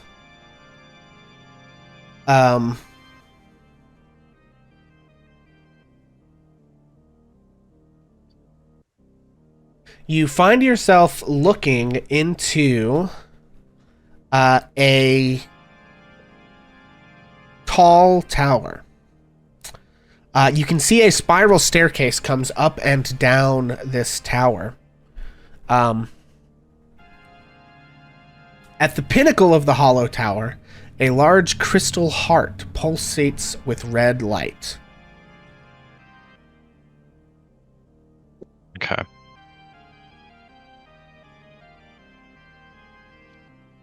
Can I do like an Arcana check, I guess, on that? Sure. I'm gonna say with disadvantage, though. Okay. Because this is some extremely weird shit. Oh. The old nat 1. That's a fat rip. Any inspiration usage, or... God. might need it for something else, huh? Yeah, that's what and I will say, you know, I think this is in character in this situation, but you are also still charmed until 24 hours from when he charmed you, which was later in the day, right? We established you found him at like 10 o'clock at night. It was like, So, yeah, it was super late. You are still charmed, but, you know, he told you could explore. You're exploring. I think this is totally fair. Yeah, But I just wanted to remind you and everyone watching at home, if you're wondering, like, why isn't Onyx just escaping immediately? And it's like, well, so let's just bring that back to everybody's attention here. So, yeah, so that's a nat 1 on the Arcana check. You can use any inspiration if you would like, or if you'd like to let that ride, you can do so. I'll go ahead and use inspiration because I'm Okay. kind of curious about it. All right, and we'll just take whatever's... Well, you have disadvantage. Yeah. So I guess... Roll... Yeah, I guess roll again, and we'll take the lower number, but that'll basically add up to being what advantage would have been. Okay. All right. Sounds good to me. All right. 20 it is. Take Dirty your 20. Bob. Okay. Okay, so you stare at this thing for a minute. And it at first it doesn't make much sense. You know, it's this like heart in the tower. Like why like, weird crystal thing. And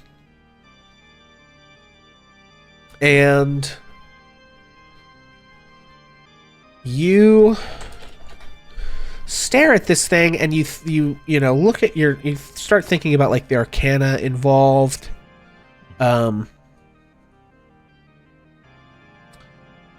And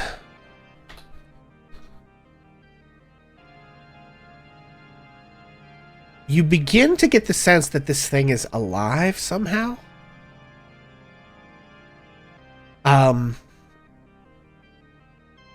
And that there's like some sort of, I don't know, some sort of magical connection between this thing and the castle itself, or maybe creatures in the castle. I mean, even with a 20, it's not a nat 20, even with a 20 DC, which is good, it's clearly magical. You're getting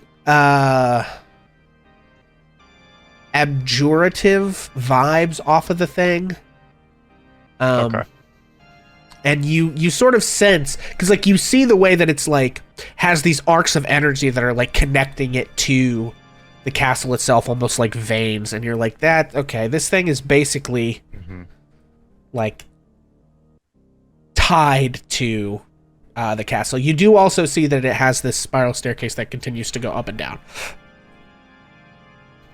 Gotcha. Okay.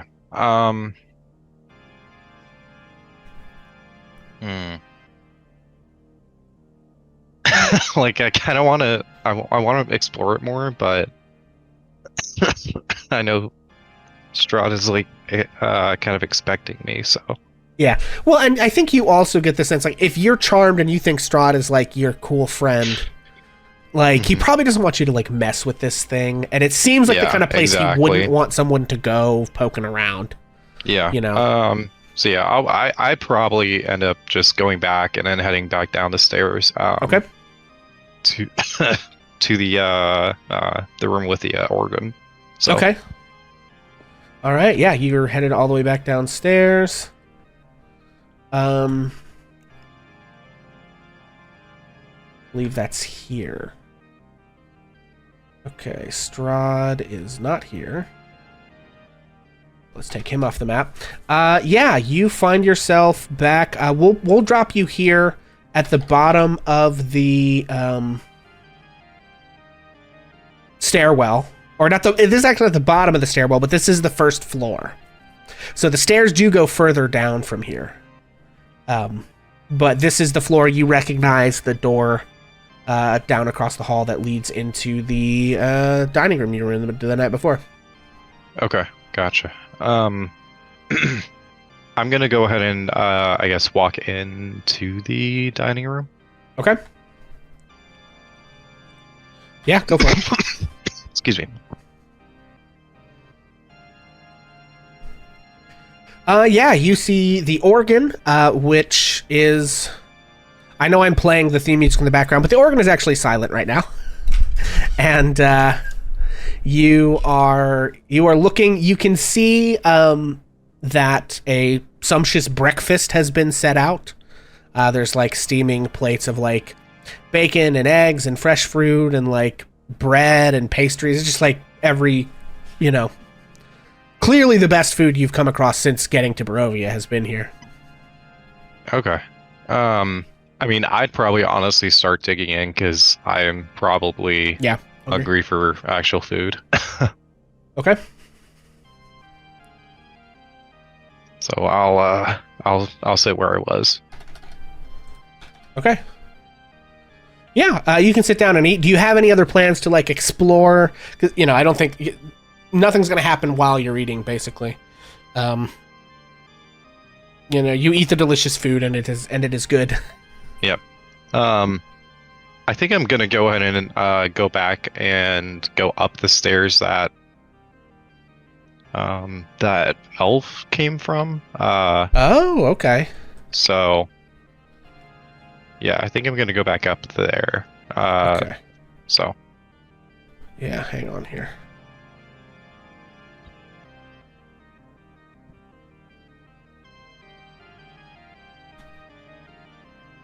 Okay. Yeah, go for it.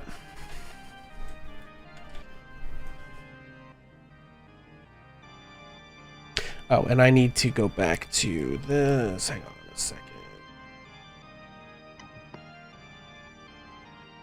Well, that's not what I want. I want...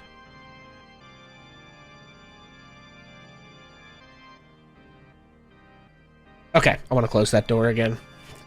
Is Yep, all. Okay, that's fair. because it is closed. Yeah, you can make your way over to that. You see that stairway goes up and then kind of turns to the left. Yeah, I'm gonna probably just go up it. Okay. So Yeah, you see massive stairs that rise. These massive stairs rise to a landing that is 20 feet wide by 40 feet long. Stone arches support a ceiling covered in frescoes 20 feet overhead. The frescoes depict armored knights on horseback, but the finer features of the knights and of the frescoes in general are faded beyond recognition. Dust is kind of floating in the air. You see some cobwebs and spider webs in the corners. At the end, at each end of the south wall, another staircase rises into darkness.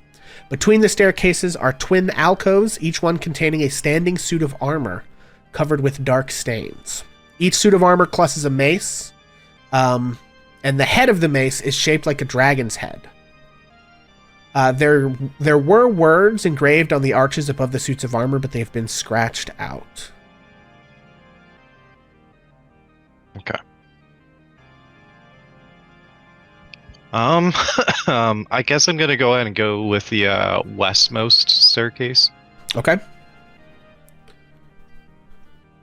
And yeah. Go up them. Okay.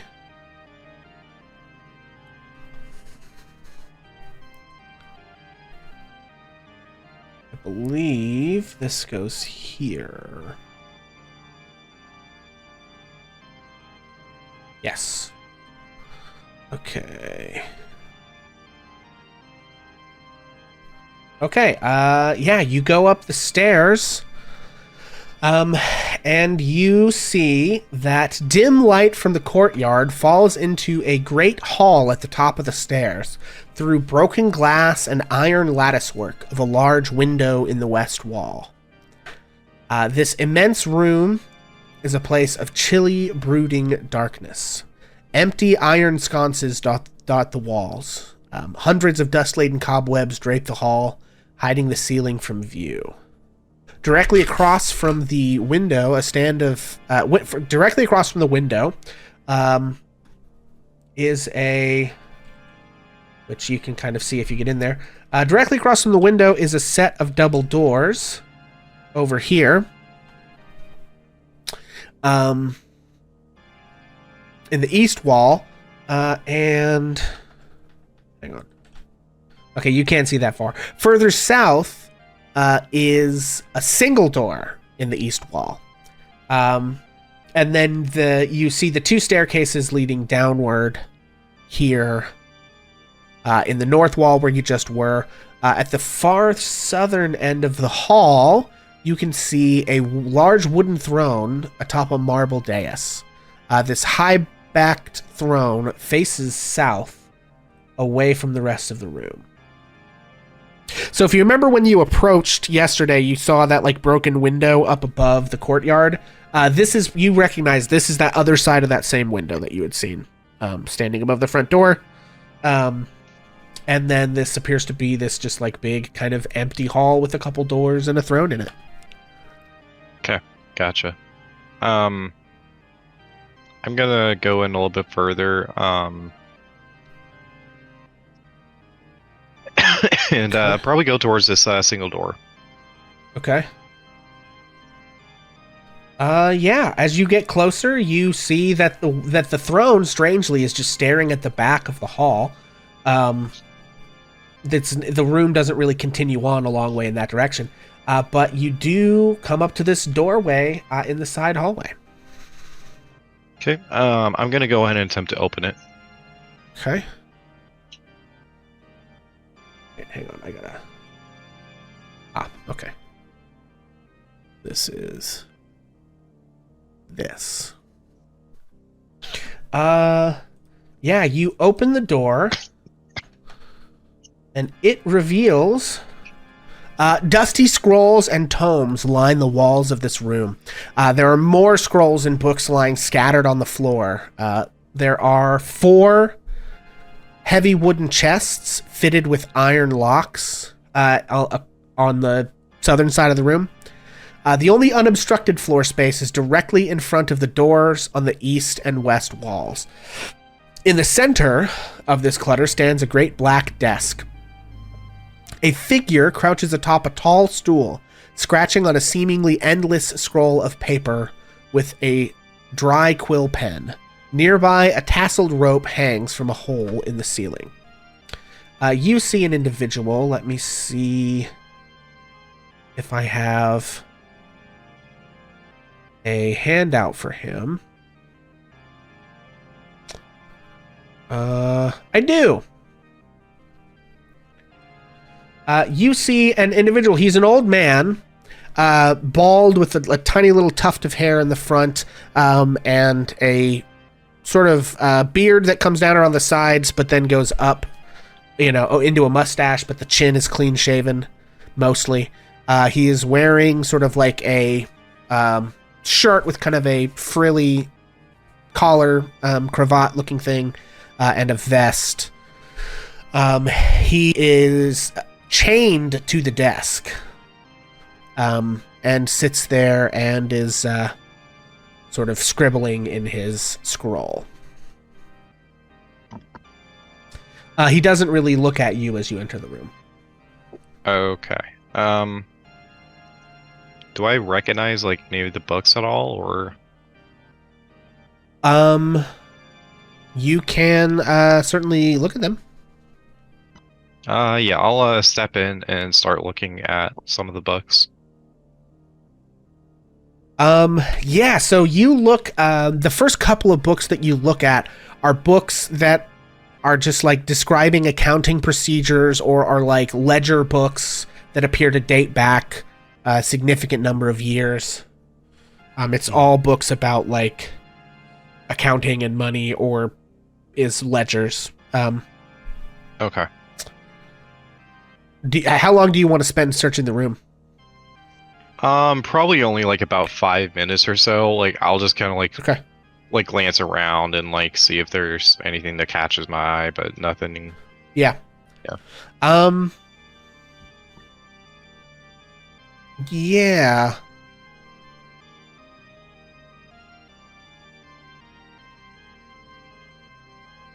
Do you speak to the individual or no?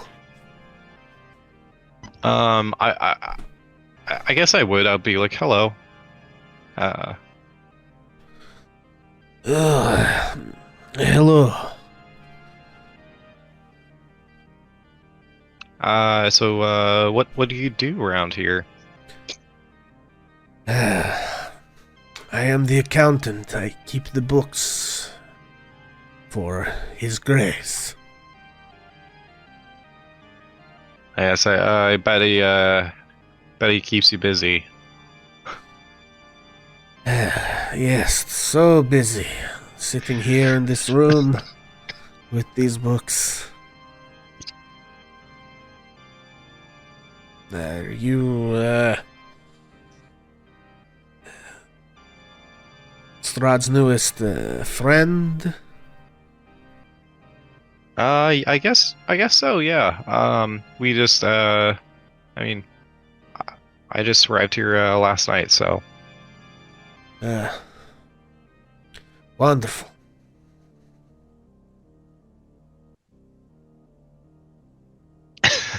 I'm Onyx, by the way. Oh, I am Leaf. Leif Lipzig. Very nice to meet you. You are nicer than most of Strahd's other friends. Oh, I don't know. I'm just, I don't know. I guess I'm just trying to look for friends and try to, try to be a good sport for looking for knowledge. So. I see. Well, I tell you a secret, eh? Ooh, yeah, that sounds great. If you are friends, if we are friendly. Strahd has many treasures.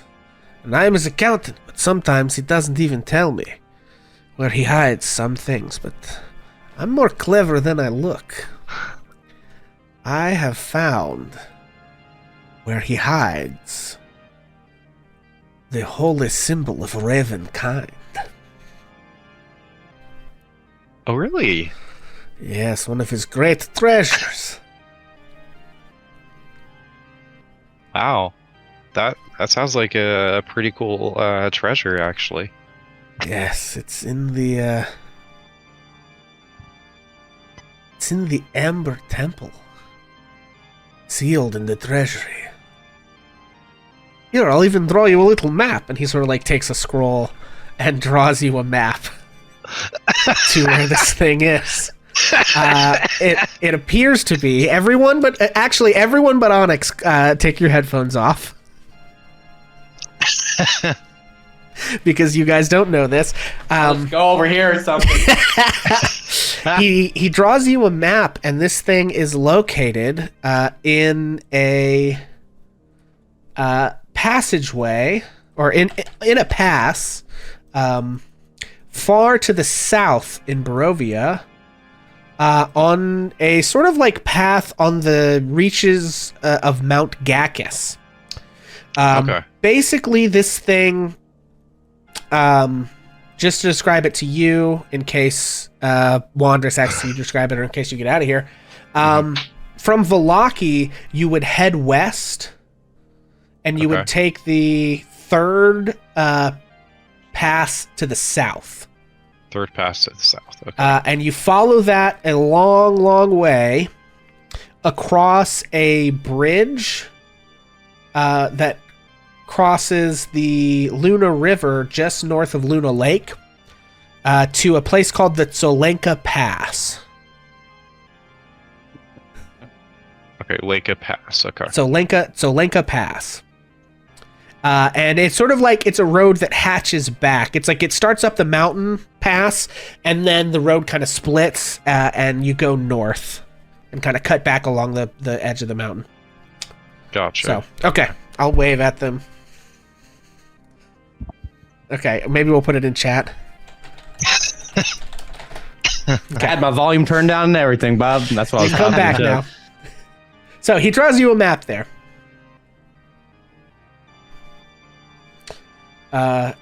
And he says, but don't tell anyone you know. He thinks it's a big secret. Oh yeah, no, I wouldn't tell anybody. I honestly like keeping knowledge to myself. So. I like you, little man. Thank you. Yeah, I enjoyed talking with you. Damn it. Yeah. Like how that's just the irony of the situation. It's like we're like, yeah, we need to go get this thing. Hey, I'm gonna give you a map. I'm good. Yeah, and he says, come back and visit anytime. Oh yeah, thank you. I probably will come back. Yeah, so you see there's another door across the hallway, or there were another set of double doors in the room where you just were, or you can continue looking around this room or the previous room you were in. Is there anything in particular you wanted to investigate? Shoot. I kind of want to check out this other room just to see if there's anything else in there. So. Okay. That one. Oh, okay. Oh, is there? Wait. No, that's all right. I just didn't. I was about to ask you which one, and then you went over to it. So. Oh, yeah. Okay. Yeah, you can open that door, and it leads to another stairwell.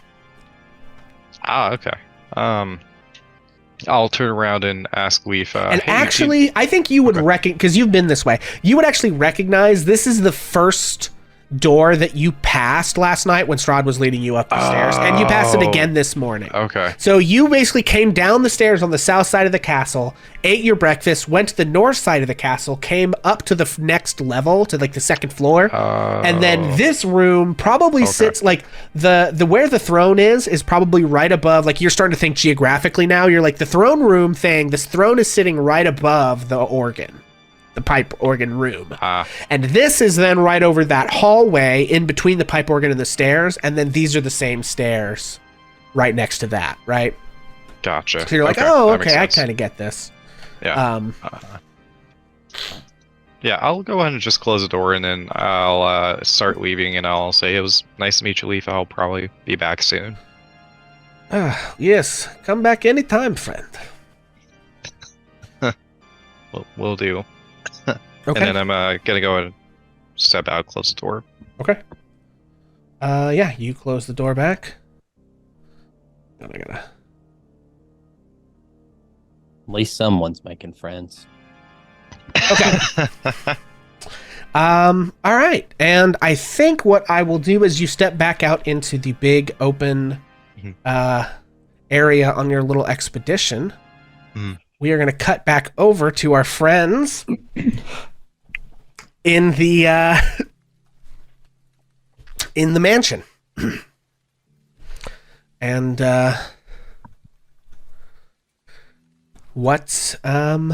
you guys wake up the next day. The night passes. You do not receive any shocking revelations. However, I will say this, spending the night in the mansion, in this extra dimensional space, you don't have any supernaturally weird dreams either. So whatever nighttime horrors you would just naturally experience after the bullshit you've been through still happens, or doesn't, as the case may be. But no crazy Barovia visions assault you while you are here in the extra dimensional space. And you awaken the next morning in these plush beds in the mansion's chambers.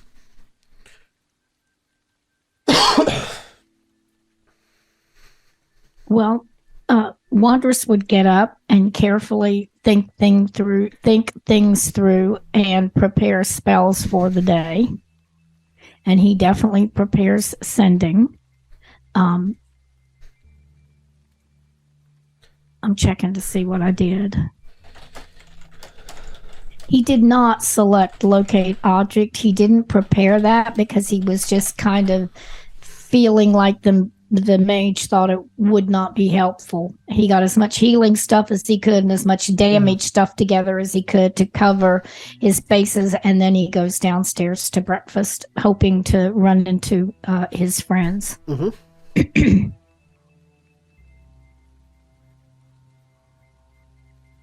Okay. What Nothing about special on Ash's end? yeah. I'd just head Oh, down. Ash, we got to get you a token here. Oh yeah. So you got to roll Sweet heavens. for which Ash comes down the stairs today. This could be potentially bad. There you are. All right. I don't know what you were the day before, but it doesn't really matter. Oh, I know how to do things. Don't worry about it. Oh fuck. Oh no. Ruh-roh. Okay, so Fem Ash comes down the stairs this morning. Oh man. What about Cass? Cass wakes up, heads downstairs, and has some breakfast. Okay. Yeah, you all make your way in, and breakfast sort of begins to float out of the kitchen as the mansion cooks it for you. I guess I'll give you an opportunity if there's anything you guys want to say or talk about before the Mad Mage shows up. Or if you have things you want to say to him, we can jump to whenever he shows up. I don't know if there were like private conversations you wanted to have or what. So, Wondrous, well, I mean, I don't care if the mage is here for this or not. But, so Wondrous, you said that you could potentially try to communicate with Onyx?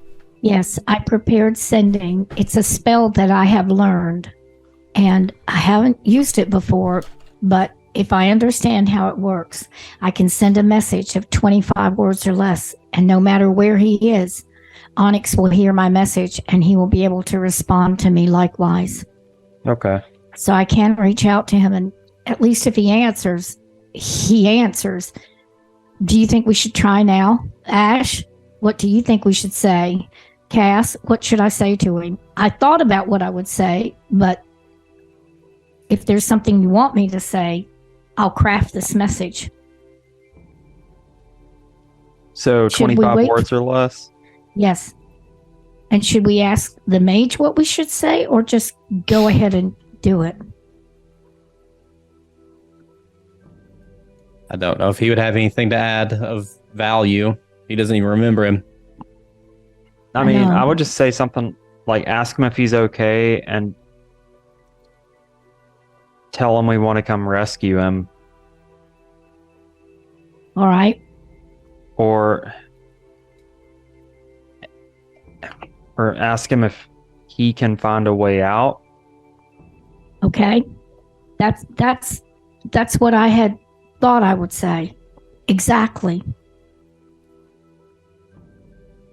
Do you want me to try? I Think it's I mean- worth a shot. Do you think that, because we don't really know if,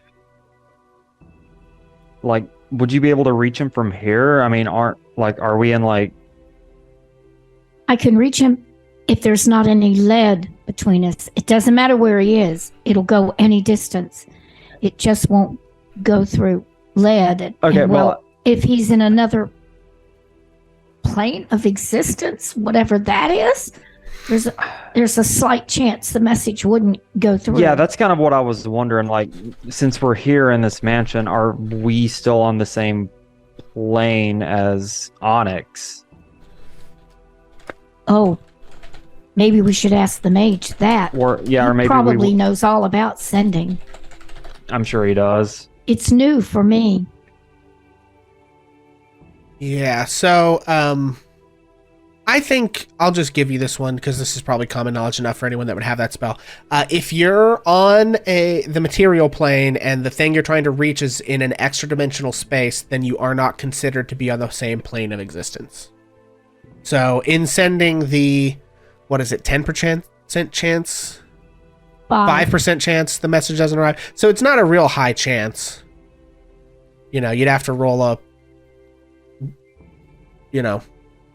low number on the D100 or whatever. What happens if I step outside and cast it there? Then you are on the same plane of existence. I don't know if you can get back in to the mansion. I don't think any of you would have any knowledge. None of you actually have ever seen a spell like this. That made this man, like, this is some heavy duty thing. Let me see. I do want to try to reach him before I don't know how we're going to decide what to do, but I would want to try to reach him before I tried to decide what to do.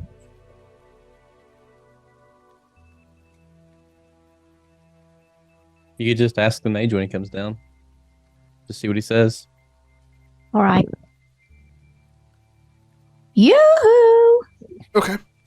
Yeah, sure. The mage comes into the room. Honorable sir, you probably are more familiar with this spell than I am. It's new for me. I can cast sending and reach out to our friend, but can I do it from inside here?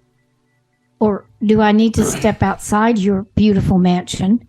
And if I do step outside your mansion, can I get back in? He says, well, there's a 5% chance that it would fail, so it's not a high chance, but if you don't want to risk it, you should step outside. But no, once you exit, you won't be able to get back in unless I bring you back in. And once I finish my breakfast, I'm probably going to go look for my spell book like I do every day. All right. Then I'm going to try from in here. I'm going to try. Okay. So roll me a D100. We'll say on a 1 through 5, the spell fails. I got a 30. All right. Spell succeeds. What are your 25 words? You can speak them for the RP, but I also would like it if you put them in chat so that I can in the Roll20 chat when you get a chance. Okay. I should have done that before. I'm sorry. No, it's okay. Is somebody out there a quicker typist than I am? Because I suck Probably at me. typing. Yeah, I suck at typing so bad. Okay. Onyx, where are you? Are you safe? Can we get to you? Can you get out of there? You're in danger. We need you back. Okay.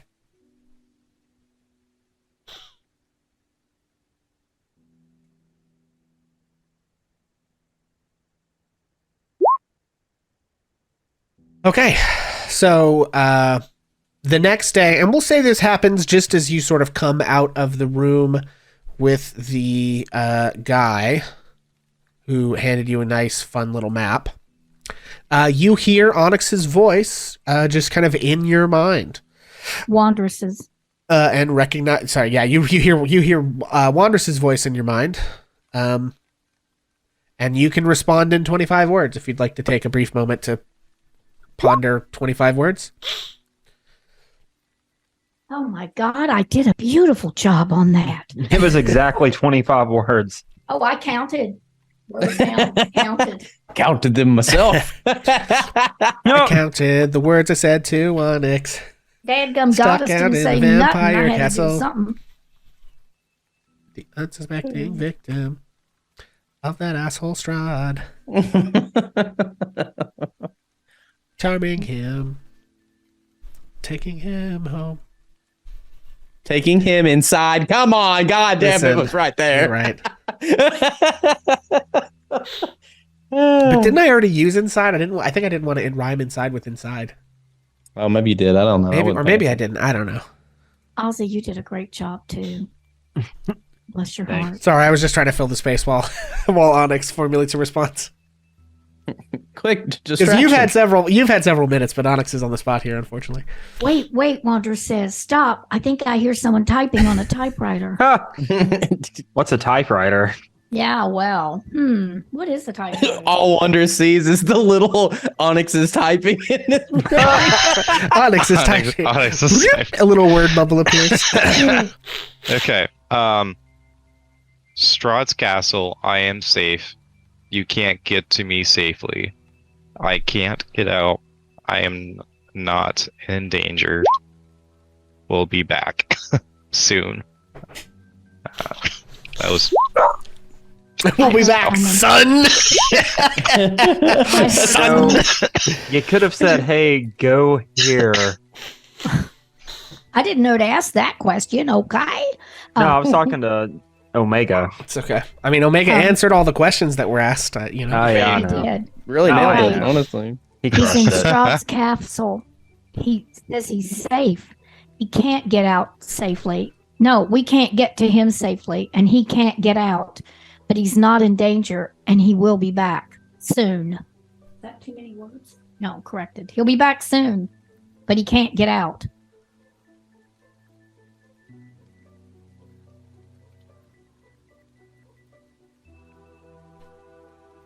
Well, let's hope that the safety lasts, I suppose.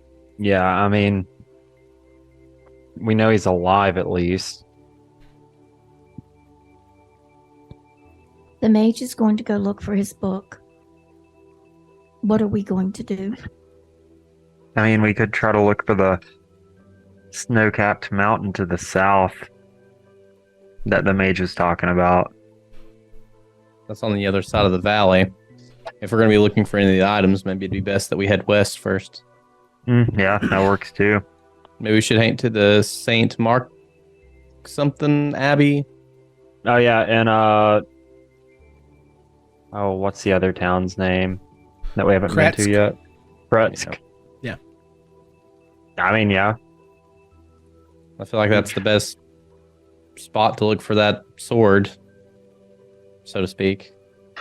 I Start doing. I prayed to my goddess last night and I heard nothing. But I've thought, Strahd scares me so much. I'm sorry, but that's true. He frightens me. Fright is something I'd never experienced before I came here. But I believe this to be true, and I want to say it to let you know what I believe. He does play with us, and he does toy with us, and he is stronger than we are. It's possible that he will come after us if he really wants us. And he might bring Onyx with him. He It would might. at least pull him out of that castle that protects him. And it might be that we would have the sword. I believe this to be true. A possibility. But we should go and go quickly. When we leave here, when we leave this place and go our separate ways, how can we find you again? Our intentions are to find these items, and you said that you would fight if we found these items to have on our side.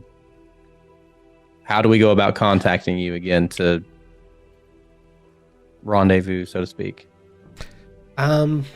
He sort of squints his eyes and stares at you for a minute. And then sighs and reaches into a pocket of his robe and sort of rolls down the table at you. And an object. Let's see. A stone. It is a round stone. There we go.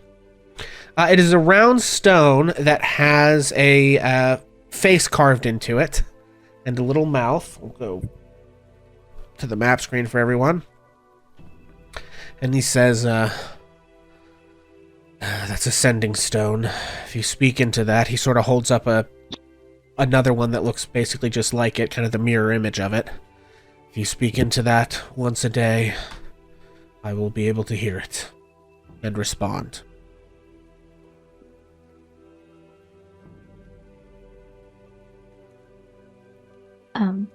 Who picks it up? It's up to you. He just kind of like sends it down the table in between all of you, so whoever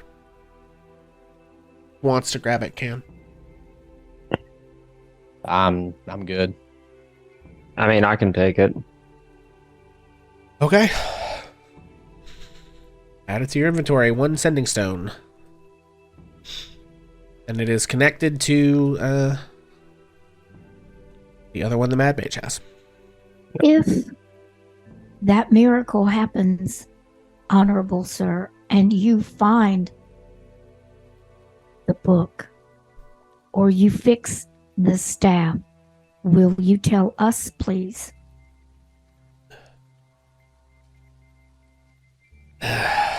Sure. We are extremely grateful for your friendship to us last night.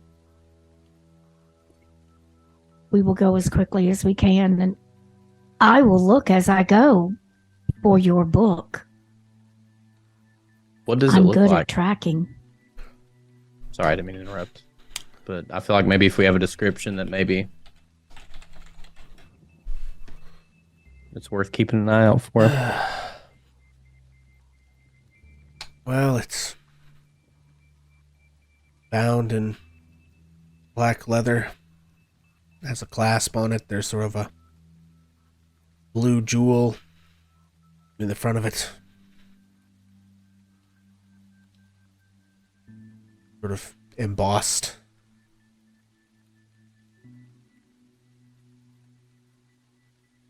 Full of notes on spells.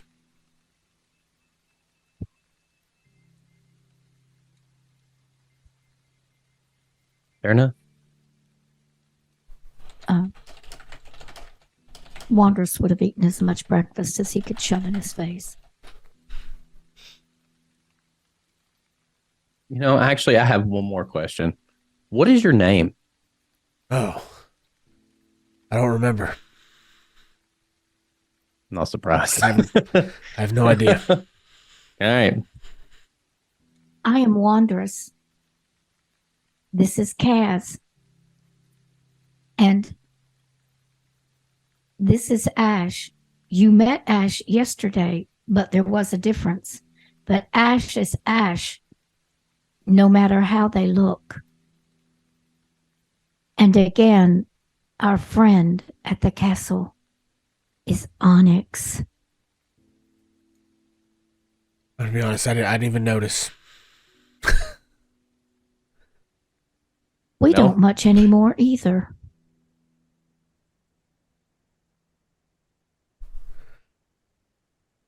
We must bid you farewell.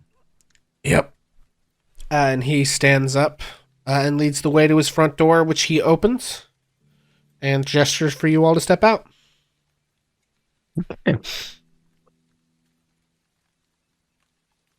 Back to Velaki. We probably should report in with Martikovs before we take off anyway. Yeah. I agree.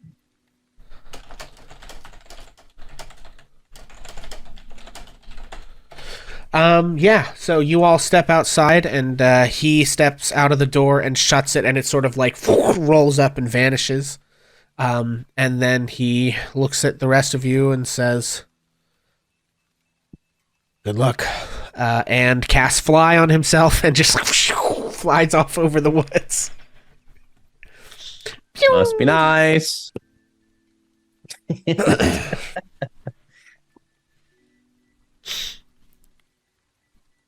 Nothing to it but to do it. Let's go. Yep. Wanderous really is going to keep his eyes peeled for the book. The shit would be is like as soon as we like walk down the road, you just bump your foot into like, son of a bitch. It was right here the whole time.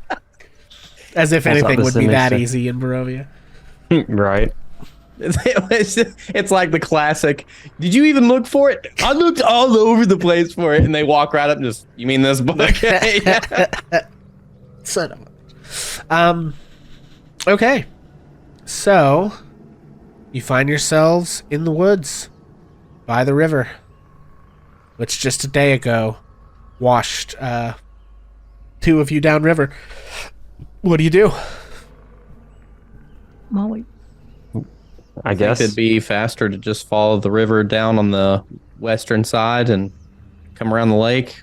We could get to the path to the south if we just follow the western side of the lake. Yeah. Otherwise, we're going to have to try to make it back to our boats. we should make pretty good time or whatever. Wanderous would be able to.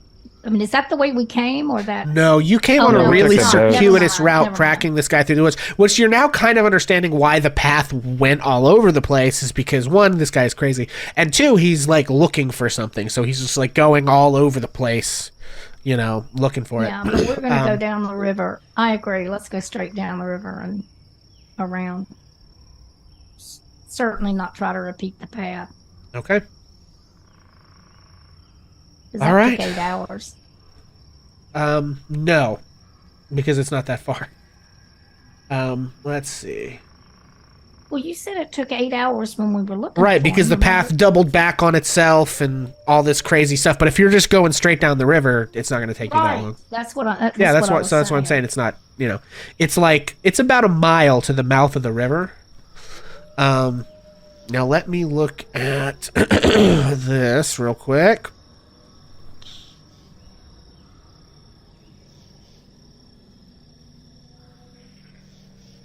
Okay, I've got this in my notes.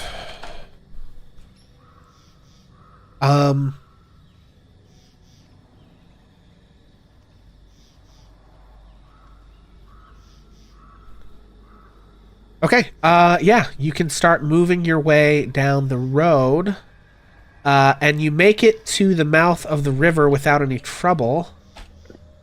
But, which way do you go? If you head east along the bank, you can try and find your boats where you had left them and go across the river, or you can walk west and come around the side of the lake. It's up to you guys. I mean, do you think there's a chance we could find our boats? Probably not. I mean, We you can left them on the try. bank of the lake. You know, it's not like you. I don't think you hid them because you laid that false. Onyx tried to lay the false path that other way. Like if you go back to, if you just follow the lake around, you know, yeah, you can find them. As long as nothing like happened to them in the night, Yeah. basically. What do you guys think? Well, like I said, we could also follow the western side of the lake, and it brings us right out to the road.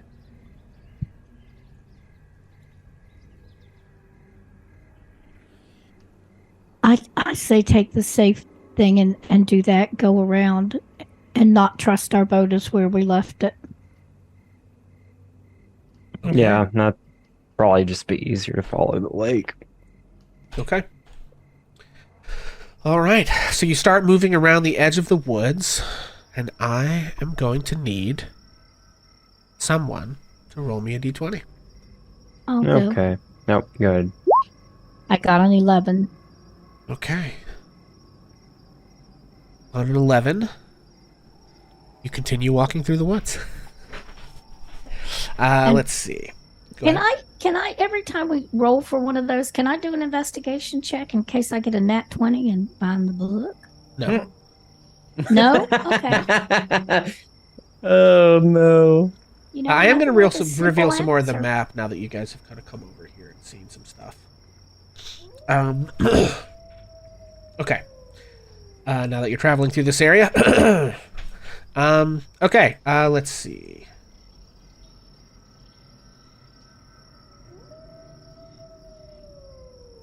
Okay, you make it to all the way around the river, or all the way around the lake, to the mouth of this river headed south. I guess that's the mouth, source of the river, whatever. Where it comes off the lake, whichever side of a river that is. And I would like somebody else to please roll me a d20. Got it. 20. Okay. I would like you to please roll me a d12 plus a d8. Well, Okay. and here it is.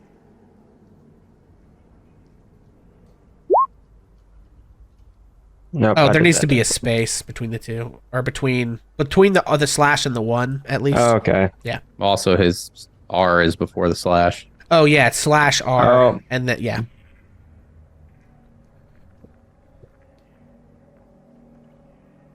But he typed my message perfectly. I know.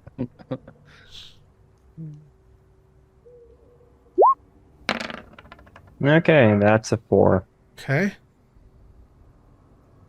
All right. Everybody. Okay, who is in front? Is it Wanderers again? I Okay. feel like it is, yes. Wanderers, give me a survival check.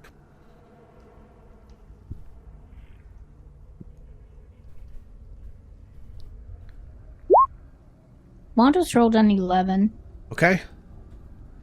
Who's next in line? I'd say me. Okay. Roll me a survival check. 5. Oh, Okay. And Ash. go girl. Oh boy.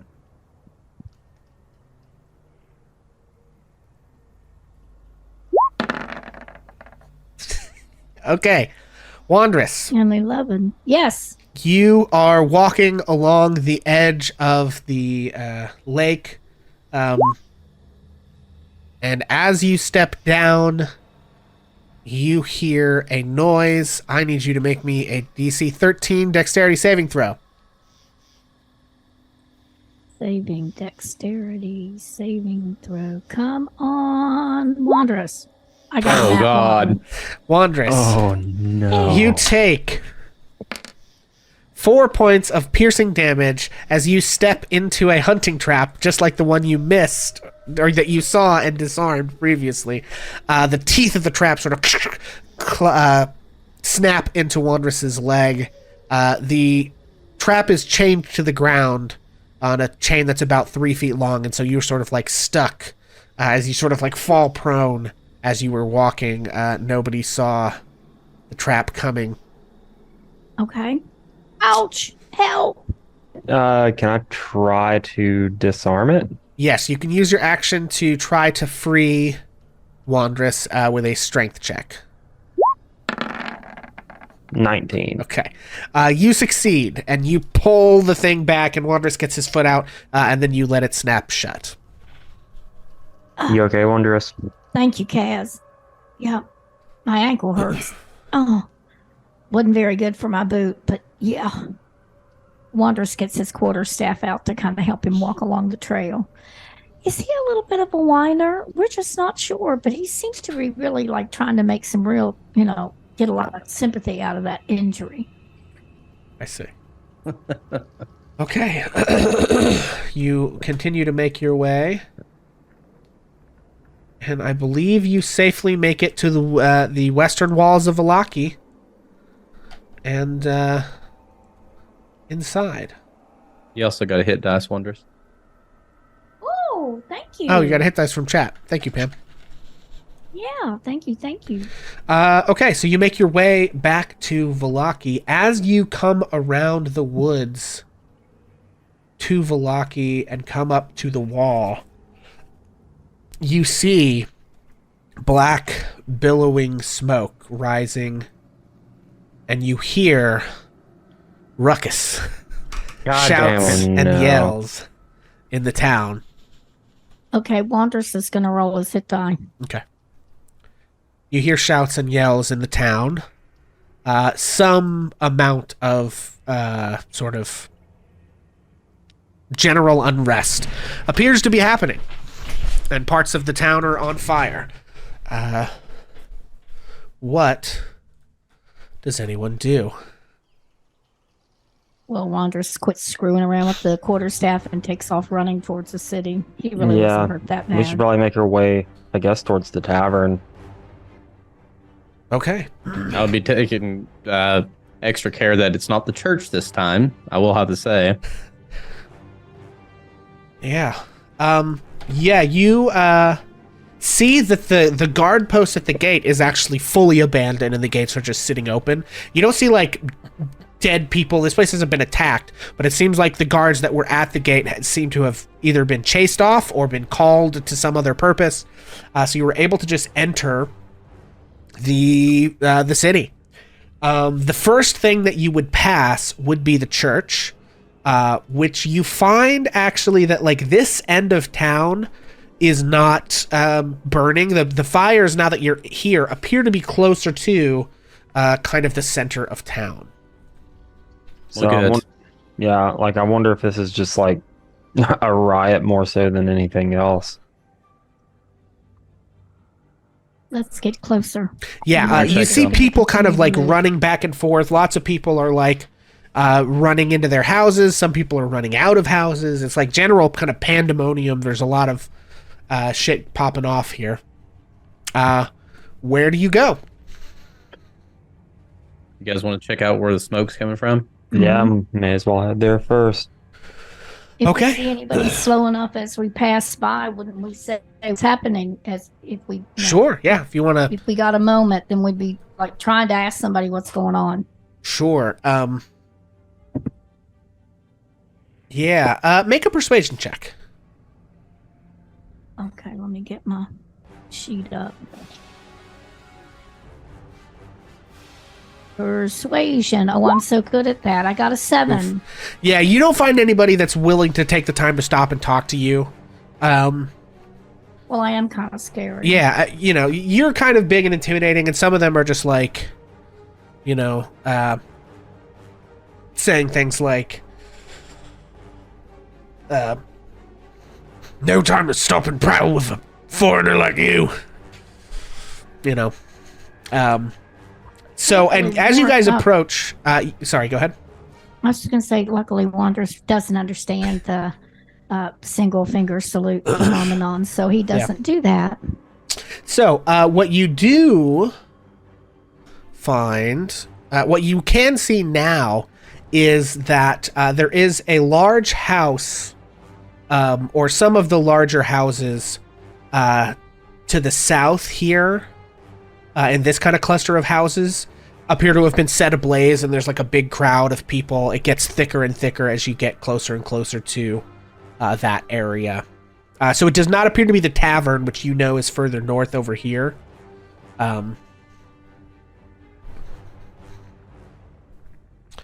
So you guys are still just headed straight for the scene of the situation?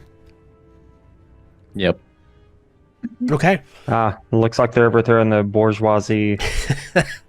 As you move, you kind of come across, you start to see it like the block over. You see there is a like red house like right here. Hang on. You're not seeing that. You see there's like a big red house like right here. Mm-hmm. You kind of see it from the back. It's like the block over. You can go around, or you can go just cut across the yards.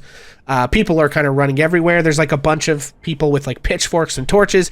You see some guards like kind of trying to keep people away from the house and establish a perimeter. It's not working very well. You see like the town doesn't have but maybe 30 or 40 guards, and there's like a few hundred people here trying to like push into the house. Which one corner of it has been lit on fire, probably here closer to the front side of it. And you can see sort of just, like I said, there's a big mob of people. There are some guards trying to hold them back. What is your plan? Well, Wanderers is a tall person and a creature, and is going to be able to see over people. Yeah. This is what I think Wanderers would do. I think he would look around and see if he saw anybody from the tavern, or if he saw the ravens. And if he didn't, and because he just got, rudely spoken to or whatever, I think he would duck back, and he might be inclined to not want to tackle the hundred of people or the guards, and he might be inclined to go to the tavern and see if he does, see what their take on this is.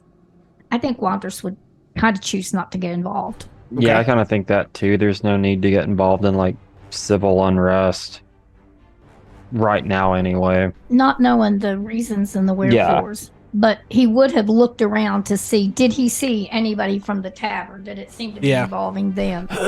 Yeah, I don't think you would see anyone from the tavern. And then Laundress is going to say, our friends aren't here. Let's go to the tavern. And he's going to cut across the yards to do that. How close are the guards to us?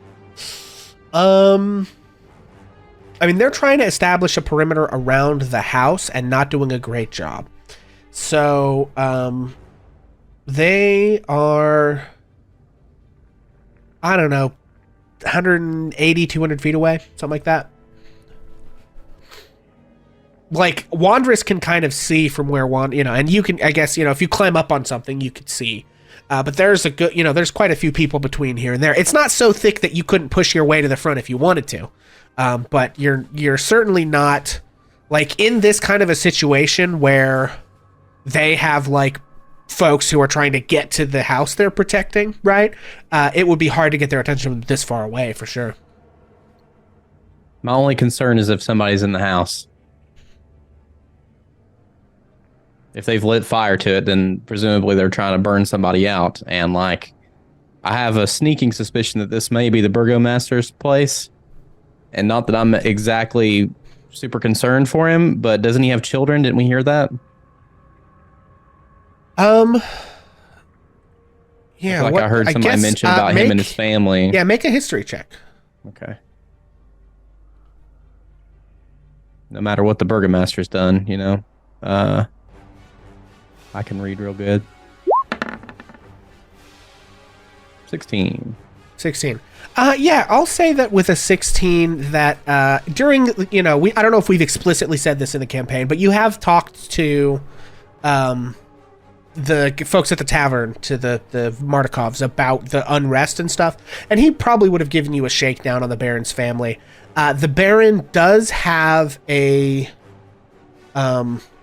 son who is like an adult son. They're not like a child. Like the Baron is like a middle-aged man, and he has so he has a wife of a similar age and has a son probably in like his late teens or early 20s.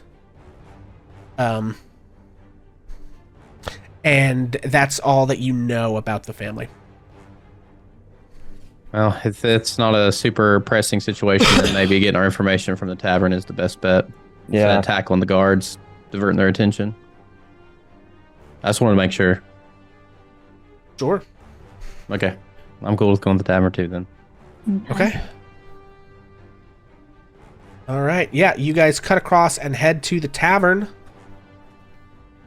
And you find the tavern is that like you see several ravens like perched on top of the tavern, and it seems pretty well locked down. But if you go up and knock on the door and announce yourselves, then the Markovs would certainly let you in. And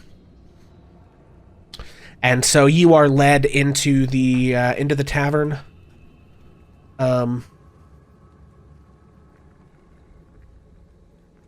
Where is... Hang on. Where is that map? Oh, there it is. It's hard to tell these maps apart. They all kind of look the same. Yeah, so you are led into the tavern, into the main room, which is empty.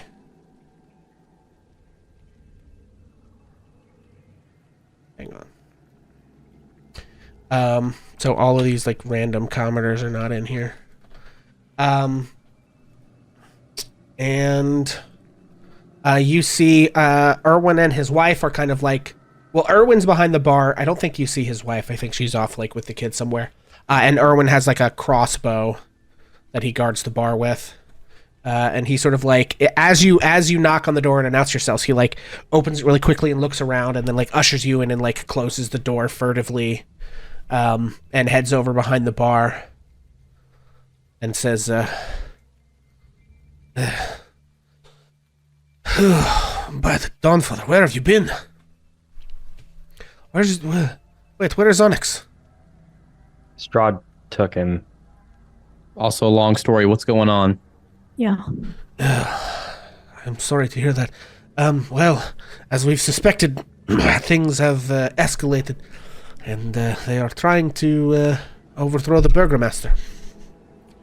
It is not yet clear who will come out on top, although some say the Wachters are next best place to replace him. I can't say I have a tremendous amount of fondness for them, but their boys drink here. I guess they won't bother me much. Is that the family that you had mentioned before that there was rumors that they were involved with Strahd? Yes, people have been saying that for years, although I don't know if we have hard evidence to that effect. Oof. But if they are, it's not a great thing, although I don't know how How long protected has we this would been? be. Nobody wants to lose the wine here, and we have, sort of the only wine in town, but that's... I suppose there is an end to that protection sometime, Well, that crowd looked pretty dangerous. They may come after your wine. It's possible. We are somewhat more capable than the average person, but a crowd of that size could be trouble, yes. Do you think it would be wise for us to get involved? Well, I doubt you'd be able to save the Burgomaster. I think he's made his bed and unfortunately is now getting his comeuppance for all of his festivals and telling everyone that we were safe from Strahd because everyone was so happy or whatever. People have realized that that was a load of shit and are making it his problem, I guess. But as far as what comes next is very volatile. No one knows. I don't know if you'd be able to really impact the outcome or not. Maybe. Are the people at the church safe? As far as we know, they don't seem to have bothered them, no.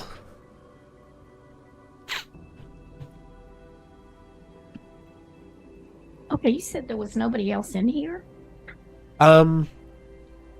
Yes. Yeah, that person's not supposed to be there. That's one of their kids. No. Okay. That's Brom Mardukov. They have two kids, Brom and Bray, and then Erwin and Danica are the parents. Well, we've had a terrible thing happen, and Strahd attacked us and almost took us all out. And he took Onyx. He charmed him, so Onyx thinks that Strahd is his friend, at least for a little while. But he took him to his castle, and we're not strong enough to go in. Damn. But we have some clues that maybe there are some things we could get that would help us defeat Strahd. And maybe we could get some help. For starters, we found the mage. Now. Oh, excuse me. Oh, No, you found the that- mage. Okay. What happened? Well, he helped us fight Strahd, and that's when Onyx was taken.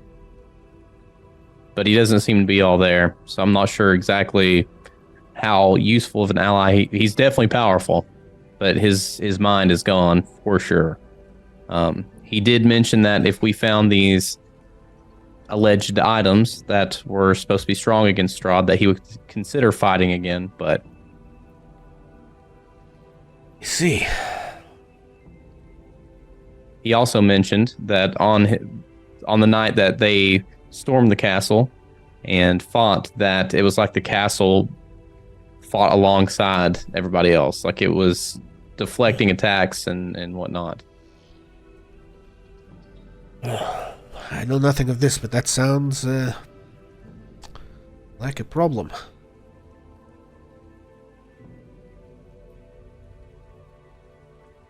I'm sorry to hear about our friend.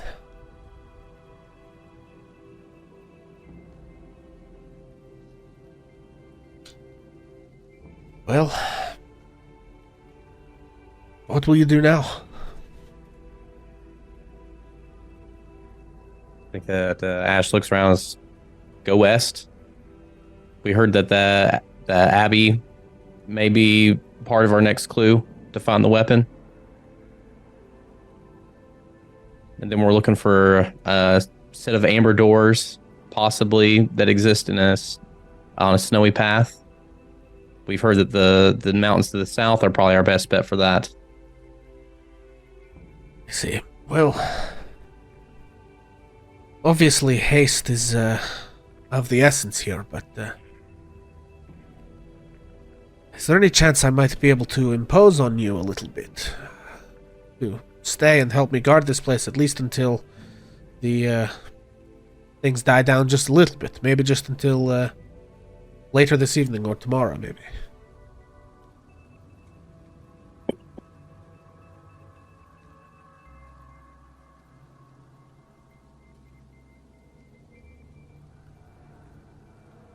You're You're muted. muted, Mosmo. When we go to get Onyx back, we will need help. It will be a case of as many as there can be that can fight will be needed. We would appreciate your help then. Of course. Perhaps we should stay until things are a little settled. There were no children in that house, but there are children in this town. And there are children at the church. Well, I suspect one way or the other. They will either succeed today or they will fail. If they fail, I suspect those who are driving this unrest will likely be made example of.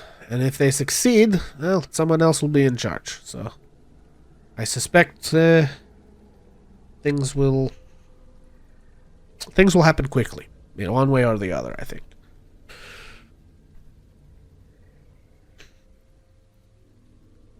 And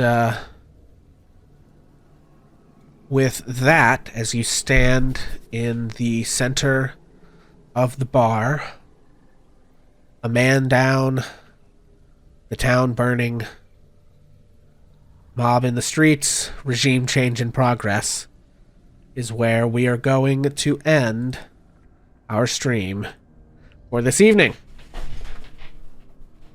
Holy cow. Whew! Oh.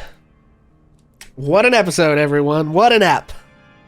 Thank you guys so much for hanging out. We're going to do our usual sign-off. Is there anybody we can go raid? I myself can't stay very long because I have to go to work now. But as you guys look and see if there's anyone we could raid, we are going to remind you who we were and where we can be found on the internet. Starting with Vincent Page. Hello, I'm Vincent Page. I have been Ashfire Forge, the extremely stressed out, potentially gray-haired having changeling. And you can find me here on Twitch just about every day. Streaming, and also we getting this kick thing off the ground, so we're trying some streams out over there. If anybody has those and wants to come hang out for some games and music and whatever it is I do, we'd love to have you. All right. Omega. Hey y'all, my name is Omega. I played Onyx Montarik tonight, the Bladesong Wizard, who is currently trapped. You can find me on TikTok at excuse me, have a little bit of a sickness, at Omega MT42. So feel free to catch me out there and here every other Friday. Excellent. Ozzy. Mozzie, I played Cass Amblecrown tonight, and it was a very solemn episode. That is a fair assessment. Bonus Mom. Hi, I'm Bonus Mom, and I am playing Wanderess, the Circle of Stars Druid. And in the phenomenon that is my Bonus Mom life, I have a new event, which is that we posted a TikTok of me over on YouTube with the plarn bags that I do, with the plastic yarn bags, followed by the full episode of me doing the bag from beginning to end. And actually that first episode is headed over probably over 30,000 views by now. So whether you crochet or not, would you please consider, you're already following me on TikTok. Thank you. You watch me on Twitch. You're watching me here. Can I just prevail on you to go find Bonus Mom 70 on YouTube and give me a follow, because I got a little momentum going over there. So that's my big word of the night. Also, I will not be have a media presence this next week. I'm going to be on vacation for a week and going to visit some family. So I won't be back around until next Monday, and I will miss next Friday night's game, but it is going to sail on without me. Excellent. And of course, I am Pixel. I have been your purveyor of feels this evening. I am the GM here at Ages of Einor, and I have been responsible for all the numerous unpleasant emotions we've all experienced together. Hopefully we'll get back to some of those good emotions at some point, but things are looking dire for our plucky heroes here at the moment. But you can also find me next week. I'll be back here with the Region of Bedegar campaign. We alternate our campaigns every other week.